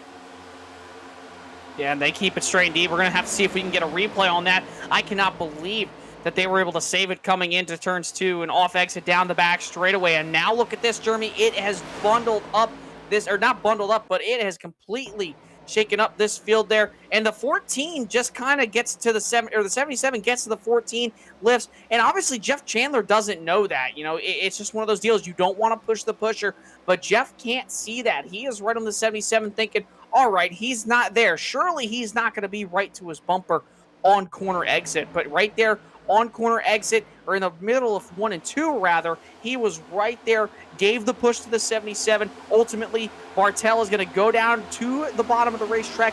No harm, no foul. Oh, I believe we got a wreck here. Josh Johnson, Sherwood Williford turned off the front bumper of Brandon Elder. No yellow. The 33 will hit the inside safer barrier with the left door. He'll keep it going, though. No caution as they ride around 3 and 4. Yeah, this all started, I think, teammates there, 47, Ryan Hedrick, I think the 57 and 47, or 37 rather, they all kind of got really slowed up. I'm not sure exactly how. You see the teammates on the top, they're bumping each other. Oh, teammates wrecked each other. You see James Wallace just dump Joshua Johnson to the outside 57 wall came up. of corner exit. Yeah, something happened there. I'm not too sure. We'll have to take another look at that one if possible. And this is where it caused the chaos here. Everyone's starting to slow up. They recognize the wreck, and then they go down below the yellow. And then this is just natural, them trying to merge back onto the racing service. They're not looking to the right. In this case, the 51 of Elder does not notice that Sherwood Williford is still trying to recover himself back up onto the racing service. And that's what caused that second incident, which basically all but takes out the 33. Here we go from the drone shot from the third person POV. You're going to see the 67 move out of line. And, I thought the 57 came up. Oh, Yeah, he did. he He was did. coming up. He was coming up, and the 67 was coming down to push him. And I think that the 57 thought, okay, the 66 is coming up. I'm going to go up. The 67 thought, all right, he's still down. I got to get back in line. And then obviously Sherwood thinks that these guys might be wrecking. He starts to go below the line because he doesn't know where the 47 and the 67 are going to be. Elder doesn't know that the 33 is going so slow, so he's just trying to come up. Unfortunately, tags the guy who came into tonight third in the seeded chart for the playoffs. That's going to be huge for Williford, but those 10 points that he got at the end of that first stage, they could be what saves him and gets him into the round of 8. Yeah, and I see that Doyle after going back to the replay. I saw that was basically the 14 slowing up the middle lane there, but we're staying green. Super unfortunate by Williford, man. He needed a good finish here this evening, got the stage win, and just if there's no more cautions or no more wrecks, that's going to be huge and probably going to knock him out of contention right now as the 9 of Colby Mice leading the way with his first pack of about 12 cars or so before he gets to the second pack, which is 3 seconds behind. This one's going to be led by the number 11 of Tony Solari, which all themselves have about 5 or 6 cars in this pack. This is going to be interesting to see, Jeremy, if Solari, with, a couple guys back there, can get to the front. He's got both of his teammates right behind him. And then Knopp and Simmons, they're back behind them as well. So I think that they're going to do a good job here. The best thing that they can do is just stay together on that bottom lane and try to... Oh, they're wrecking. 24 Jose Costa started to cut you off there right off corner exit, turn number 4. Looks like the 47-24 get into it. 47 remains parked. Well, oh, that looks so close there, but he keeps it going. I don't know if he kept it still to try to bring out a caution, but either way, we still remain green because the wrecks are happening below the yellow line. Yeah, and you see right there, just coming off turn number 4, it looks like Ryan Hedrick is going to move out of lane or out of line rather, and the 24 does the same, and he just comes right up in front of the 47 machine. You'll take a look at it right here again on corner exit. 47's got the run. He's going to jump up to the top. The 24 wants to do the same once he starts seeing it, but he doesn't know the 47's going to close so quickly, and the 24 just ultimately cuts himself in front of the 47. And then really you know what happens from there. He gets into the grass and then comes right back up the racetrack. But so far, it looks like we're not having a yellow. I believe they're still green, if I'm correct. Yeah, one of the few instances where I'm going to agree with you 100% there. It's just 47 made the strong run. 24 made the move to say, and then the 47 was already there. So, but we stay green. That's 2 more cars with damage here. Late in this race, we're on lap 77, so about, what's that, 16, 17, or 18 to go there on the scoring pylon. I should probably look at that number first before calling that out. But this has really got this field spaced out. The top 10 are within 1 second of each other. And then the second pack, now led by Jamie Knopf that last lap, is 6.9 seconds back. So two packs hugely spaced out from one another. And you know those guys are desperately calling for that caution. Yeah, and this gap was a lot shorter, Jeremy, just a few laps ago. It was around 4.5 seconds. Now it's almost 7 seconds. So definitely something of a miss with that backpack. I just don't think they're going to have the time to get there. They're going to have to really put on the jets, work hard, and unfortunately, they're going to have to do something they don't want to do, which is honestly, this is the only time it's acceptable, and I'm going to say it. You're going to have to push the pusher. You're going to have to be able to take aggressive pushes if you want to make it up towards the front. I know that's the one kind of, you said it, the key rule we talked about, but if you want to get to this front, if you're that pack, you have to stay organized. You have to hold that bottom lane. You can't be ducking out of line like Brody Hanna, Michael Blackner, and then the 11 of Tony Solari are. You have to stay in line, and you have to be pushing one another like Daniel Simmons is doing to Jamie Knopf. That is exactly what you need to be doing right now. I know temps are an issue here with overheating, but it's what you got to do. There's 16 laps to go. You have to make up some kind of ground. Right now, the past few laps, they have gained probably on average 1.5 tenths of a second per lap. So what they need now the rest of the way is these leaders to go 2 by 2 by 2. That'll really slow up the front pack. And then if everybody else, like you said, stays single file, they can gain a little bit more ground. And right now, the 27 Ryan Chapman is going to bring the 22 Malikian onto about 5th place car, the 7 of Wayne Grassi in this front pack here. And this will momentarily slow up this pack a little bit. This is exactly what they need. Is the number 9 Colby Mice going to jump out here, going to allow the 25 of Hollingsworth with some fresh air on that nose of that Ford Mustang. Now they're 2 by 2. Now we're going to try to keep an eye on exactly how the distance is going to work between this first and second pack. At the line this time, 4 tenths of a second gained by pack 2. Yeah, and this is exactly what they need. Do you need these guys? Oh, and they need these guys to be racing. And Ryan Chapman almost causes another victim to go around there off his front bumper, but it's actually going to work out. Ryan Chapman is going to push the 9 of Mice to the lead. The thing is will he leave that 22 machine on the outside of Robert Malikian? No, he doesn't. They're going to stay together, and they're doing one heck of a job being a 3-car pack up at the front, and I think they might just clear Hollingsworth coming out of Tri-Oval.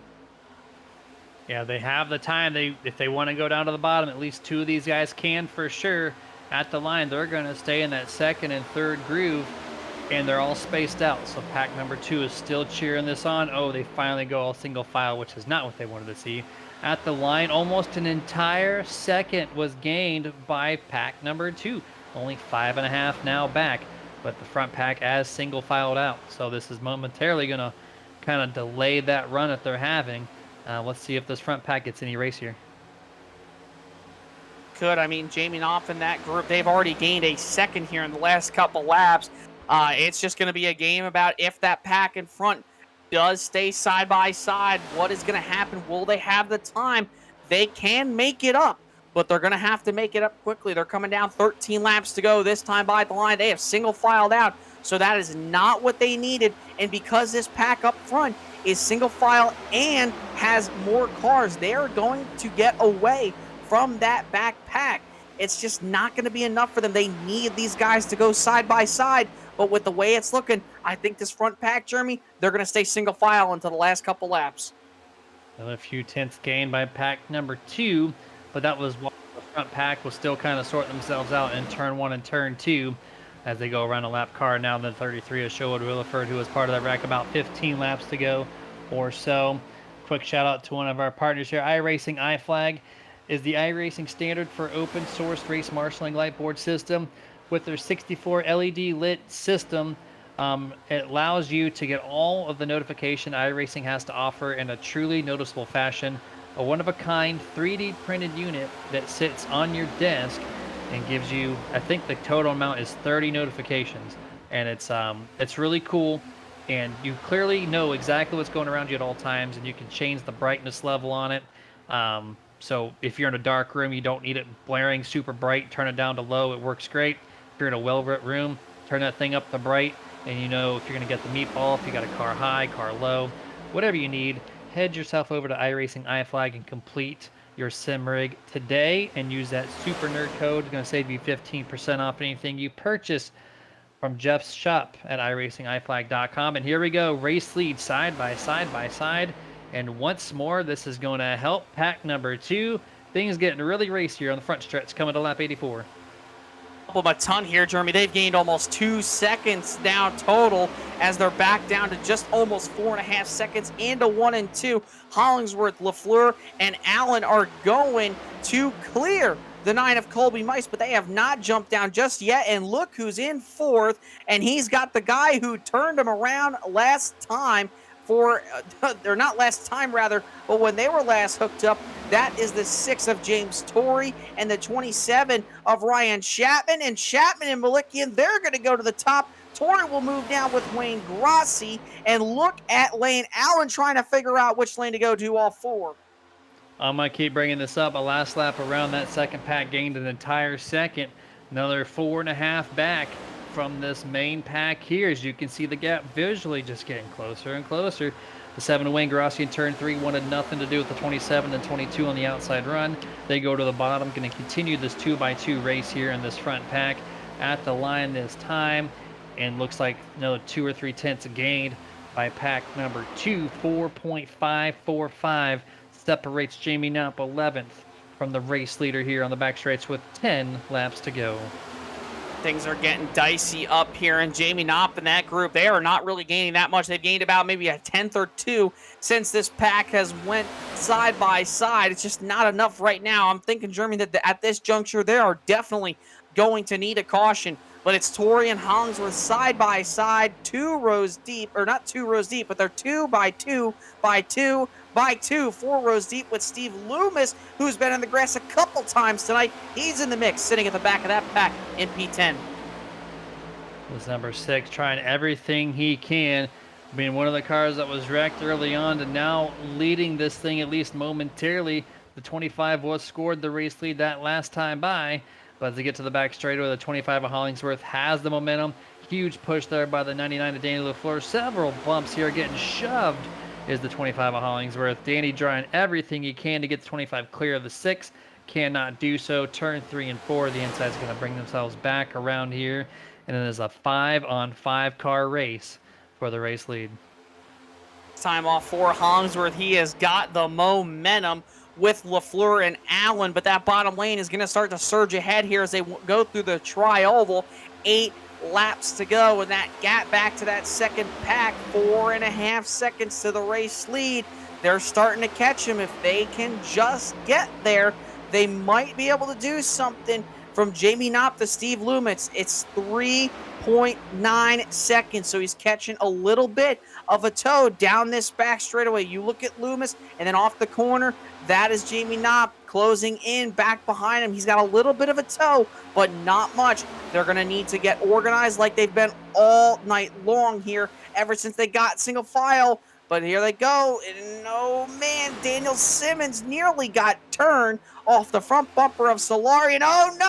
They get out of line. Solari nearly made contact with the 06. He's going to let him back down in line, though. That is not what you want to do if you're trying to chase down that front pack. Jumping to the YouTube chats, Jose Acosta, the 24, has jumped on there and said, well, that sucked. Had a meatball after the car, was still fine, but forgot he had to pit for the black flag, so that kind of parked the 24 for the evening.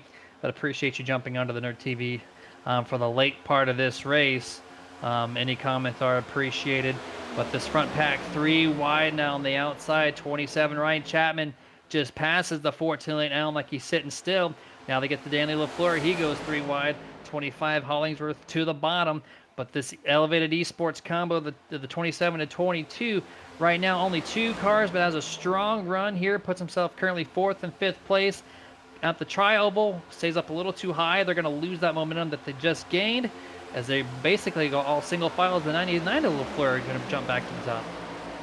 And LaFleur, he's got some good help from behind him. Lane Allen, a driver who has been very strong on these super speedways, coming around to 5 laps to go in just half a lap. If he can get the push from that 14 machine, they will be able to surge ahead of that bottom lane. Jeff Chandler, Steve Loomis, they're kind of losing touch with the 7. And oh no, Hollingsworth, he's going to jump up to the top right in front of Danny LaFleur. This is going to cause some controversy up here. They all check up, and through 3 and 4, they're back to 2 wide. LaFleur tries to look for a way around. It's not enough. They're 3, 4 wide now in the back of this little pack. Oh, Ryan Chapman turned off the bumper of Robert Milliken, and this is going to send us into a caution. Will the field behind get by? They will, and that will put us under the 4th caution of the night. Ryan Chapman off the front bumper, trying to clear himself right in front of Robert Milliken. And the worst possible position is facing backwards at oncoming traffic of over 150 miles an hour. They slow up. There's the turn, tries to make a block essentially on his teammate. Don't know if that was just a misjudgment of the bumper or if he decided to actually block his teammate. Tough to tell from that angle. But man, then he sits backwards as he watches the rest of the field just coming on head on to his lane. And thankfully everyone was able to avoid. Here's the 22's camera. Has the nose. And okay, so he definitely has the quarter panel. And then the 27 just doesn't give enough room. So he just came up the track ever so slightly enough. Puts the 22 Malikian into the outside wall. Sends the 27 around. And it looks like virtually no damage done to Robert Malikian's car. It's just been very unfortunate night for Ryan Chapman. I mean, causing, basically 2 wrecks now. He was able to bump James Torrey enough to where he got him sideways, and then he just clears himself off the front bumper of his teammate. And he's definitely going to be mired back in traffic, probably going to be out of this race unless something were to happen at the front of this field. But now, Jeremy, with this caution, that backfield with Jamie Knopp, they are going to be grouped up. So you got to think to yourself, will they leave each other or will they try to stick to one another, figure out who they're going to get with here for this final restart? Yeah, 100% there. And producer Dustin, you're saying this is going to get sweaty. So it's going to be white knuckle racing from this point forward once the green flag drops. And we're going to figure this out. We're going to go to a last picture-in-picture commercial break. Be back before the drop of the green flag and potentially the end of this race.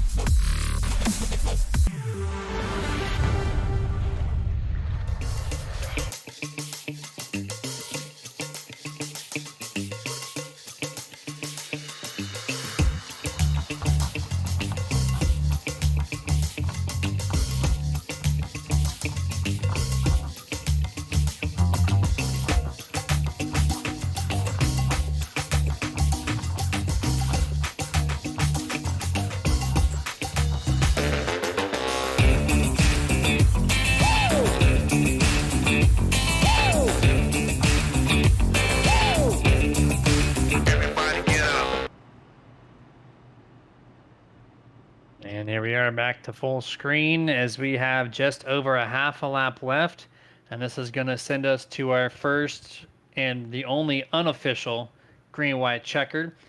And if there's another caution, it will trigger the first of 3 attempts that FTSR offers to all of their series.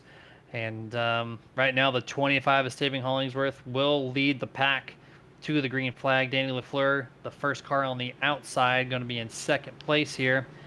And then very familiar top 10 for the most part, Steve Loomis in the 17 got his stuff repaired after mowing the infield yard twice. So that car looks like it's up and running and doing just fine. You see Jeff Chandler, he's running inside the top 10. Kind of been floating, between, I'd say, 7th to 15th. Hasn't really showed his face in the top 5 at all. He's made several attempts, but just has not had the speed or the partner to get there. So a matter of just one incident can move these guys from 10th place to 1st and vice versa. Who's going to have it? Who's going to not? Who's going to cause the late race drama? As we get our first and only unofficial green-white checker. We're going to wait for this pace car to cut off the 25's nose. He's going to head down pit road, go down that long pace lap around the tri-oval into the Geico restart zone.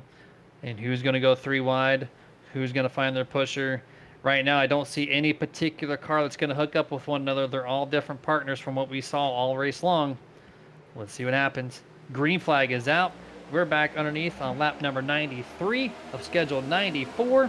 And they're going to have a nice, calm restart here. Who's going to jump to the top first, Jason? I don't know, but the thing that I'm wondering is, will we see the big one? We are yet to see it tonight, and with 2 laps to go, these guys are getting up to speed, trying to get up to 200 miles an hour. Hollingsworth still holding the bottom lane. He'll stick with lane out. Oh, big check up there on the inside lane. It's going to enable Danny LaFleur to jump up to the front right there up on the outside. He's got help from James Torrey, Wayne Grossi, Steve Loomis, and others back behind him as they work into 3. Lane Owl really just giving Hollingsworth a nice shove there down the back straighter to maintain that gap and allowing the 99 to not pass and get to the inside. Oh, wiggle there by the 7 of Wayne Grossi with a bump in the middle of 4. Oh, here we go. Wreck 87 black near the 4 of Chad Lang. Looks like the 44 of Chris Beck. There, going to cross the field and destroys Brandon Elder. And I think one other car involved. Looks like the 33 of Williford. Gonna bring out the 5th caution here tonight, presented by Roasted Jim's Coffee. And man, oh man, I'm glad Brandon Elder was in a virtual race car because he took a slam there. Look at this replay before I say anything. But right here, you see going through the grass, the 47. Man, I want to take one more look at this before I do say anything. But this 44 is destroyed. You see Chris Beck. And right here, he just gets out of line. I think he got a shove from the 67. Looks like they're all going to be saving it. I think he gets a bump here. Looking at from the closing rate. Okay, he does. So he's going to get a bump. He gets out of line, but it shoves him so far that the 67 comes back. It's 2 laps to go, man. Heads up to Ryan right there. Ryan Chapman from going to the top, because if he were to stay behind the 67, very well would have been collected in this. You see the 4 Chad Lang, your previous Talladega winner from Season A. He's going through it. I believe he saves this thing, man. That was a good job. But right here, watch this 87 car. The 87 going through the grass. Totally avoidable contact. Could have held it down in the grass, but instead decides to come up there right into the path of the 44, the 51. Oh, my goodness, the 33. Chris Beck up and into the air. Take a look again one more time from this 87 here going through the grass. Yeah, I'm watching the telemetry from him, and he does not slow down much. Here's from the 51, Brandon Elder. It's like, okay, I'm clear. I'm good to go. I'm good to go. And then smack right into this left side car toward the left rear tire area of that 51. Goes straight afterwards, but I'd imagine there's some massive internal damage. And here's the 87. Cuts the grass, gets the tail slapped a little bit, little door panel, and then he got hooked. Did he get hooked right there? I have to go back and take a look. I think he hit maybe the 44 coming back up to the racing surface that turned him up into the field. Yeah, it did turn him back up into the field, but right here, you're gonna watch this thing, and all of a sudden, he just turns right. My assumption, I mean, I'm not saying that was on purpose by any means. I'm just saying that it was definitely avoidable, but probably just because of how loose he was heading through the grass. I mean, remember, iRacing did add in one of their latest season updates more grip to that grass, so things like that wouldn't happen at tracks like Daytona, Talladega, and Atlanta. But unfortunately, the 87 machine just too loose going through the grass. He overcorrects it, comes right in front of the field, but definitely avoidable contact, if I had to say. But obviously, you can't really do much when you're loose through the grass. Yeah, Blackner had that one wiggle post contact there, gets in the grass, and you can see him wiggling it, but that just means he's trying to keep the momentum up, which you can't do that through the grass entirely. So yeah, he definitely could have lifted, turned the wheel down, kind of merged up slowly on the back half or even on the straightaway part near the start finish line, but elected to just kind of coast. He had half throttle in the thing, didn't really lose more than 10 mile an hour from the initial contact till merging back up into the field, and that's what set him off into that 5 car, I think, total wreck there. So I would imagine the 87 is going to be out. The 51 is probably going to be out. 33 most likely has some type of meatball involved as well. So he's going to finish this race in pit road just by assumptions. You see them all on pit road getting their damage fixed. And that's just a tough break for some of these guys. Yeah, definitely a tough break, Jeremy, for some of these guys who are really fast. Short Williford. Remember, the positive of him coming out of Talladega is, all right, I got them stage points. I might be finishing in the back, but I got stage points. So that is at least one positive he can look for coming out of here tonight at Talladega. But I mean, if your drivers like the 51 of Brandon Elder, the 44 of Chris Beck, you had really strong cars, and unfortunately, you just get, you come up, try to avoid a wreck, and you get collected in somebody else's deal, unfortunately. But now this is going to send us into overtime, Jeremy. I still think this 7 of Wayne Grossi's got a shot. He was my pick in the pre-race show, but I really like this 14 of Lane Allen. He could give a push. He could take a push. I want to say look out for Lane Allen, but also Colby Mice, man. He has been so strong here in this second half of the field. It's really been anybody's race, but just like Bristol, this 25 seems to be the guy who can maintain that bottom of the pack and know when to block when it's necessary. He's got a bad fast car for sure, and he can kind of dictate where he wants to be here on this first of 3 total green-white checkered attempts. As we're on the back straightaway, I'm going to shout out to one of our partners, TWRS. That's Team Watson Racing Setups.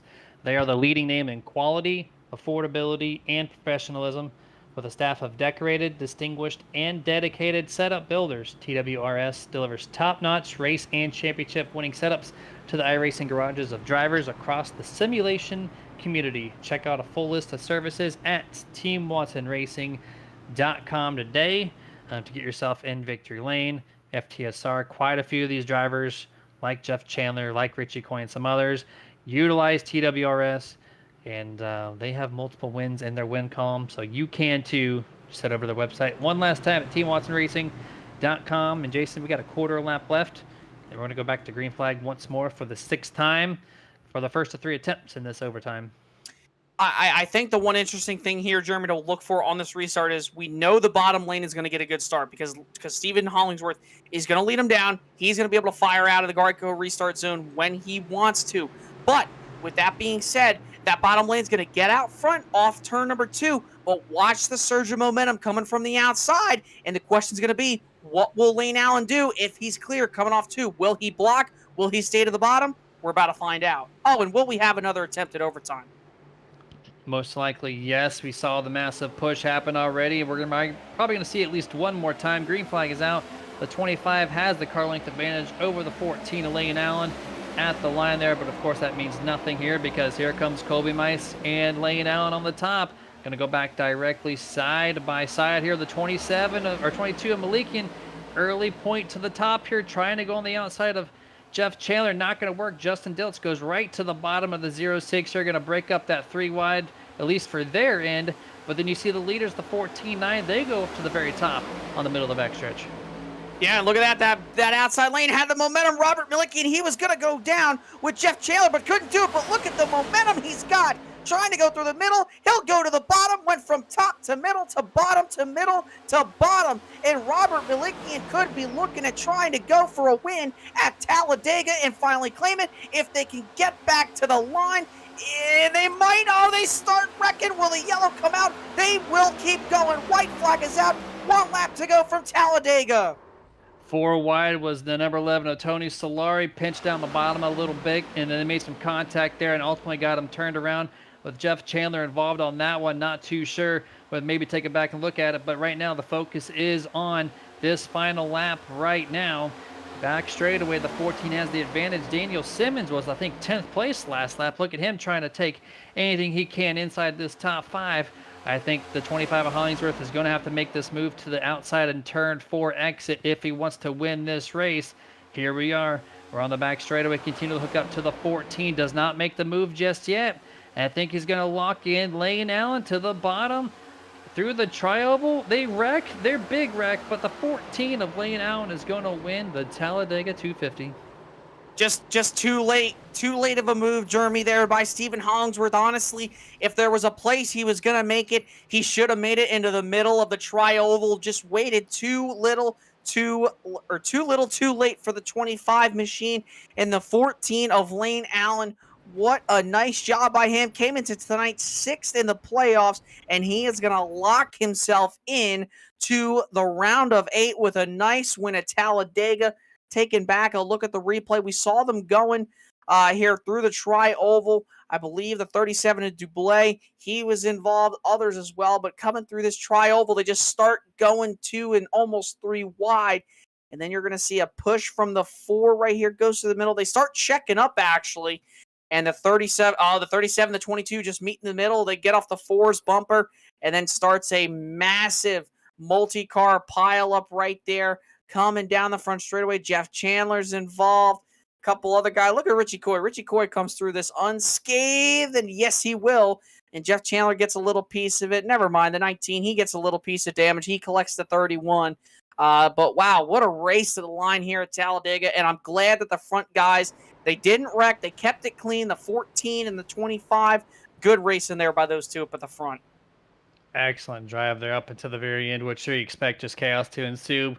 But the 14, you already mentioned it, he's locked in, and he was only 3 points above that cutoff line, 3 to 5 points. So he can breathe going to the Roval next week, knowing he is going to the round of 8.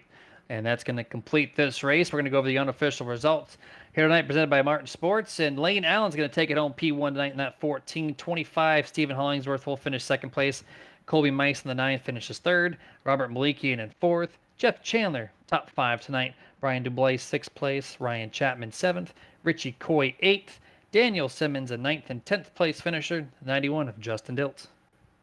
Yeah, and then you have 11th James Torrey, 12th Chad Lang, 13th Jamie Knopp, 14 my pick Wayne Grossi, 15th goes to Danny LaFleur, 16th is Bertie Hanna, 17th Ben Tracy, 18th going through the grass a couple times, that was Steve Loomis, 19th, TJ Bartel. Round at top 20 after a hellacious hit to the inside wall coming to the white flag. That was Tony Solari in the number 11. 21st, James Wallace. 22nd, Brandon Elder. 23rd, Michael Blackner. 24th, Chris Beck. 25th, Sherwood Williford. 26th place, Ryan Hedrick. 27th, Joshua Johnson. 28th, Jose Acosta. 29th, Colton Gum.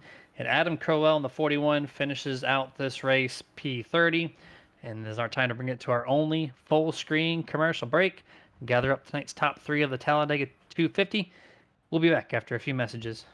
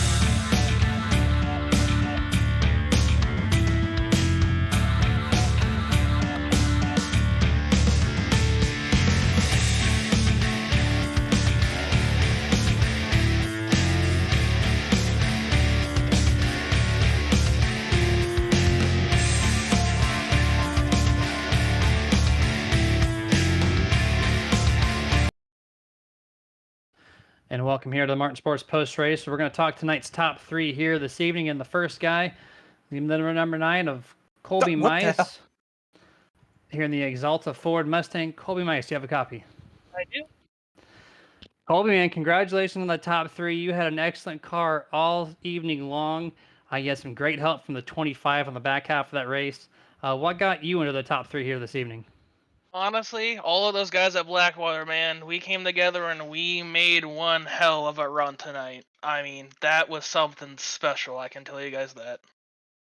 And Colby, congratulations, man, on finishing P3. What more could you have done there on that final restart? I don't know if I can say I can do much more. Maybe just made a better call about coming to the bottom. Honestly, I wasn't expecting the 06 to get as big as a run as he did. Luckily, we had Hollingsworth over there to help us. Yeah, man, that car was just bad fast, and you had the right partners with you. Obviously, it kept you up front there, and you put some great work into that setup. The teamwork was awesome, and was able to deliver you a top 3 finish here this evening. Floor is yours, man. Final thoughts before we let you go this evening. That was one good race, and I'm going to tell you guys right now that, I mean, we were up there almost all night long, and I didn't see really any much other people coming up there to challenge us. I don't know if you guys saw something different in the booth, but that set was good, man. I can tell you guys that. And I just want to say thank you to Blues Racing Designs and Team Watson for giving me some cool paint schemes and a fast set. Heck yeah, man. I love the flame paint job. Keep that trend going. And I don't know many people like that, but I do for sure, and it looks great. So congratulations one more time on that 3rd place finish, and we'll catch you next week at the Roval. Thank you. Yes, sir. That was number 9, Colby Mice, Ford Mustang, sponsored by Exalta. Now it's time to bring in 2nd place, number 25, Stephen Hollingsworth, who's just been super bad fast this past month or 2. Stephen, you have a copy? Yeah, man. And that car was wicked fast all race long. It looked like you had the best car to have behind somebody else.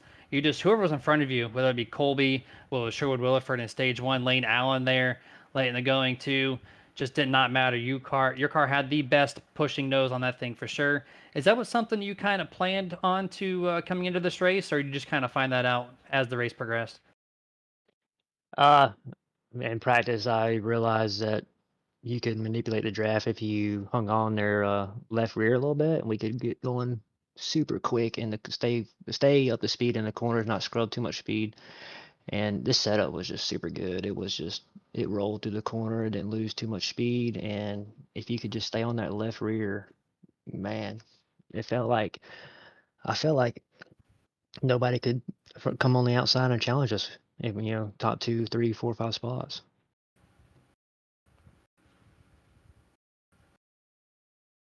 Hello? Hold on. There I am. I was muted. Had no idea. Anyways, Steven, congratulations on P2. You're going through the tri-oval right there, man. You were pushing lane. Just want to get your thoughts. Were you just pushing lane to push lane and get them locked in, or did you actually try to make a move and you thought about it? Because in my opinion, if you were trying to make a move, I just said I think you made it just way too late. I thought you should have made it probably in the tri-oval where you just pushing them and then wanted to have a good finish and pulled out a line last minute, or were you trying to pull out a line there and get that win? Yeah, Lane is doing a little playoff thing. I come into the Cup Series like 16 races ago, so like halfway through the season, and I'm not in the playoffs. But he was, and so I told him if on this last restart, if he can get in front of me, I'll push him. And it worked out. The 99 on that restart didn't really have a good restart for whatever reason, and going down the back, I lost. I was like 9th going into 3 when I started on the lead. It was crazy. And then drafted with the 06 back up to lane, and then when the 06 went high, I faked high with him, and then cut back behind lane, and working with those guys for a good part of the year now. So I was just committed to him going to the finish to get him to the next round, and so he don't have to worry about the Roval next week, and we can go into Las Vegas. I think it's after the Roval or whatever, and hopefully he can make it to Phoenix. And I've got one last question for you too. I don't know if I've asked you before, but we talked about paint schemes in the middle of this race, and you have stayed true to that same paint scheme all season long. Just do you like just the Folgers brand, or is it the car that you like? What is it about that 25 paint scheme that you got going on that you keep running it every single week? Oh man, Tim Richmond, man. You know, you got to keep it entertaining, live life to the fullest, and just make moves for TV, man. Keep it entertaining. Well, we appreciate that here in the booth for sure, man. But congratulations, P2 tonight. Awesome job to give the 14 lane now on that little nudge to lock him into the round of 8. Final thoughts before we let you go this evening. I appreciate you guys sticking around for the Cup Series for the rest of the year, and I enjoy watching y'all's broadcast. Y'all talk about interesting topics, and things y'all say during the race makes sense, and the coverage is nice, and I appreciate the league for all they do, and I appreciate them having me being here, and uh, Lane and Brandon and Sherwood and Loomis, and I guess Colby joined tonight. We'll see if he sticks around, and all those guys helping us throughout the year with the setups and keeping the cars up with the track. It's awesome. Heck yeah, man. Appreciate all those thoughts there, and we'll let you go, and we'll catch you next week. See you. Yes, sir. That was number 25, Stephen Hollingsworth, driver of that Folgers Ford Mustang. And now it's time to load up the Mach-1 Performance Victory Lane, where we're going to bring in that number 14 of Lane Allen. Of course, the first one in 2023. See, it's been a while, Lane. Congratulations on the W. Yeah, it has. It's been too long, for sure. Absolutely, man. Coming to this race, you performed pretty well. You're fastest in practice, so I knew you had the drive speed. Qualifying, it was up there, mid pack, and then the race, your car never, I don't think ever left the top 10. So was there something that you prepared for coming in tonight, knowing you're going to be up in the front, or did just kind of how the cards fell helped you propel yourself to this win tonight? Yeah, it just worked out for sure. The team helping for sure. If it wasn't for them, I wouldn't have been up there probably. And Lane, obviously, congratulations on your win, man. Finally getting the chance to talk to you, buddy. I'm happy to say the Bass Pro Shops car is back in victory lane. And obviously, you were so fast all night long. You were fast in practice, like Jeremy said. And I said it right before on that second to last restart. I said, hey, wait and watch what Lane Allen does. He's been fast tonight. He's been able to give the push. He's been able to take the push. Do you think that you were a better pusher tonight, or do you think that you were better at getting pushed?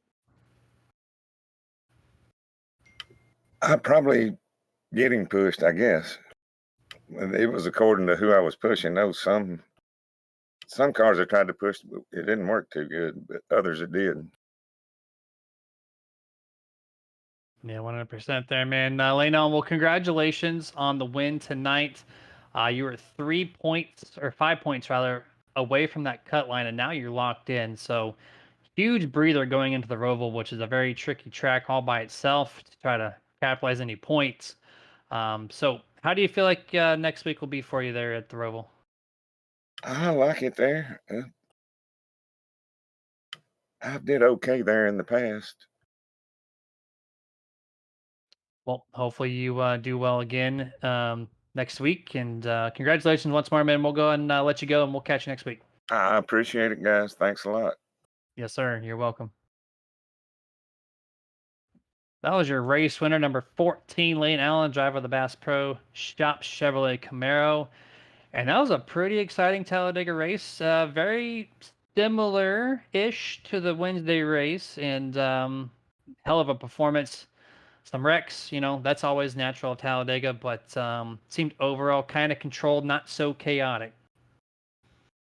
Yeah, definitely, to say the least. I mean, Lane Allen, what a job that he did all night, and most of the field in general. I mean, we didn't really have any wrecks there until the end of the race. And I mean, and Lane Allen, you said it, Jeremy, in our text chat, a man of few words, and sure enough, it was. I guess now that I had the chance to talk to Lane Allen, might as well call him Stone Cold Allen. That's what I'm going to call him now from now on, because he is stone cold. He's a stone cold killer when it comes to these super speedway races, man. He was really good at giving the pushes tonight. He was really good at taking them. no surprise that he was up here at the front. We know how good he is here at these super speedways. I definitely expect him to have a lot of momentum heading in towards the playoffs. He just has to be consistent if he wants to go on to the Final Four and then make it for a championship season. Yeah, 100% there. Appreciate you, Dustin, by the way. Dustin Loxton, our producer tonight, the man behind the camera with all the different camera angles that we had there, whether it be the drone shots or, the down walk from the starting grid up, lining order tonight. Either way, appreciate you as always being the man to go to for anything question behind the scenes and whatnot. But we're going to bring this thing to a close. Final shout out to our sponsors, which are going to appear on your right-hand side of your screen.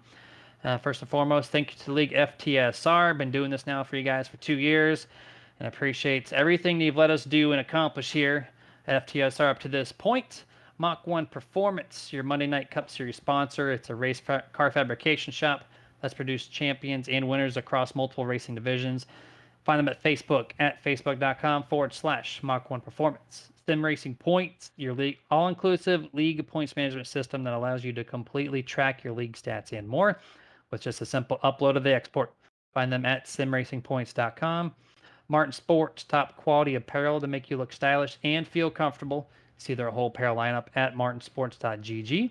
iRacing iFlag, get your notifications a fraction of the second faster without ever leaving your focus from the racing action, and find them at iRacingIFlag.com.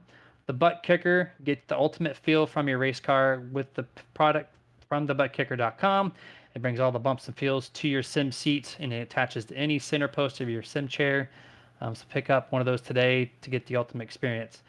Team Watson Racing Setups, quality professionally setups built for all your asphalt oval needs, and find them at teamwatsonracing.com. Dusty Pete's Gifts and Collectibles. It's a hobby shop based out of New York, and they have a lot of different things for many things nerdy. So if you want to collect, head over to dustypete's.com and check out their whole price in catalog here tonight. And then lastly, Roasted Gems Coffee, premium coffee beans roasted just for you. Start your day the right way from coffee from Roasted Gems. And that's going to be it for us tonight here for the Mach-1 Performance Cup Series. And you'll catch us again live tomorrow night, 9 p.m. Eastern, for the RSR Next Generation Cup Series, also from Talladega. Should be a blast. You till then, stay safe.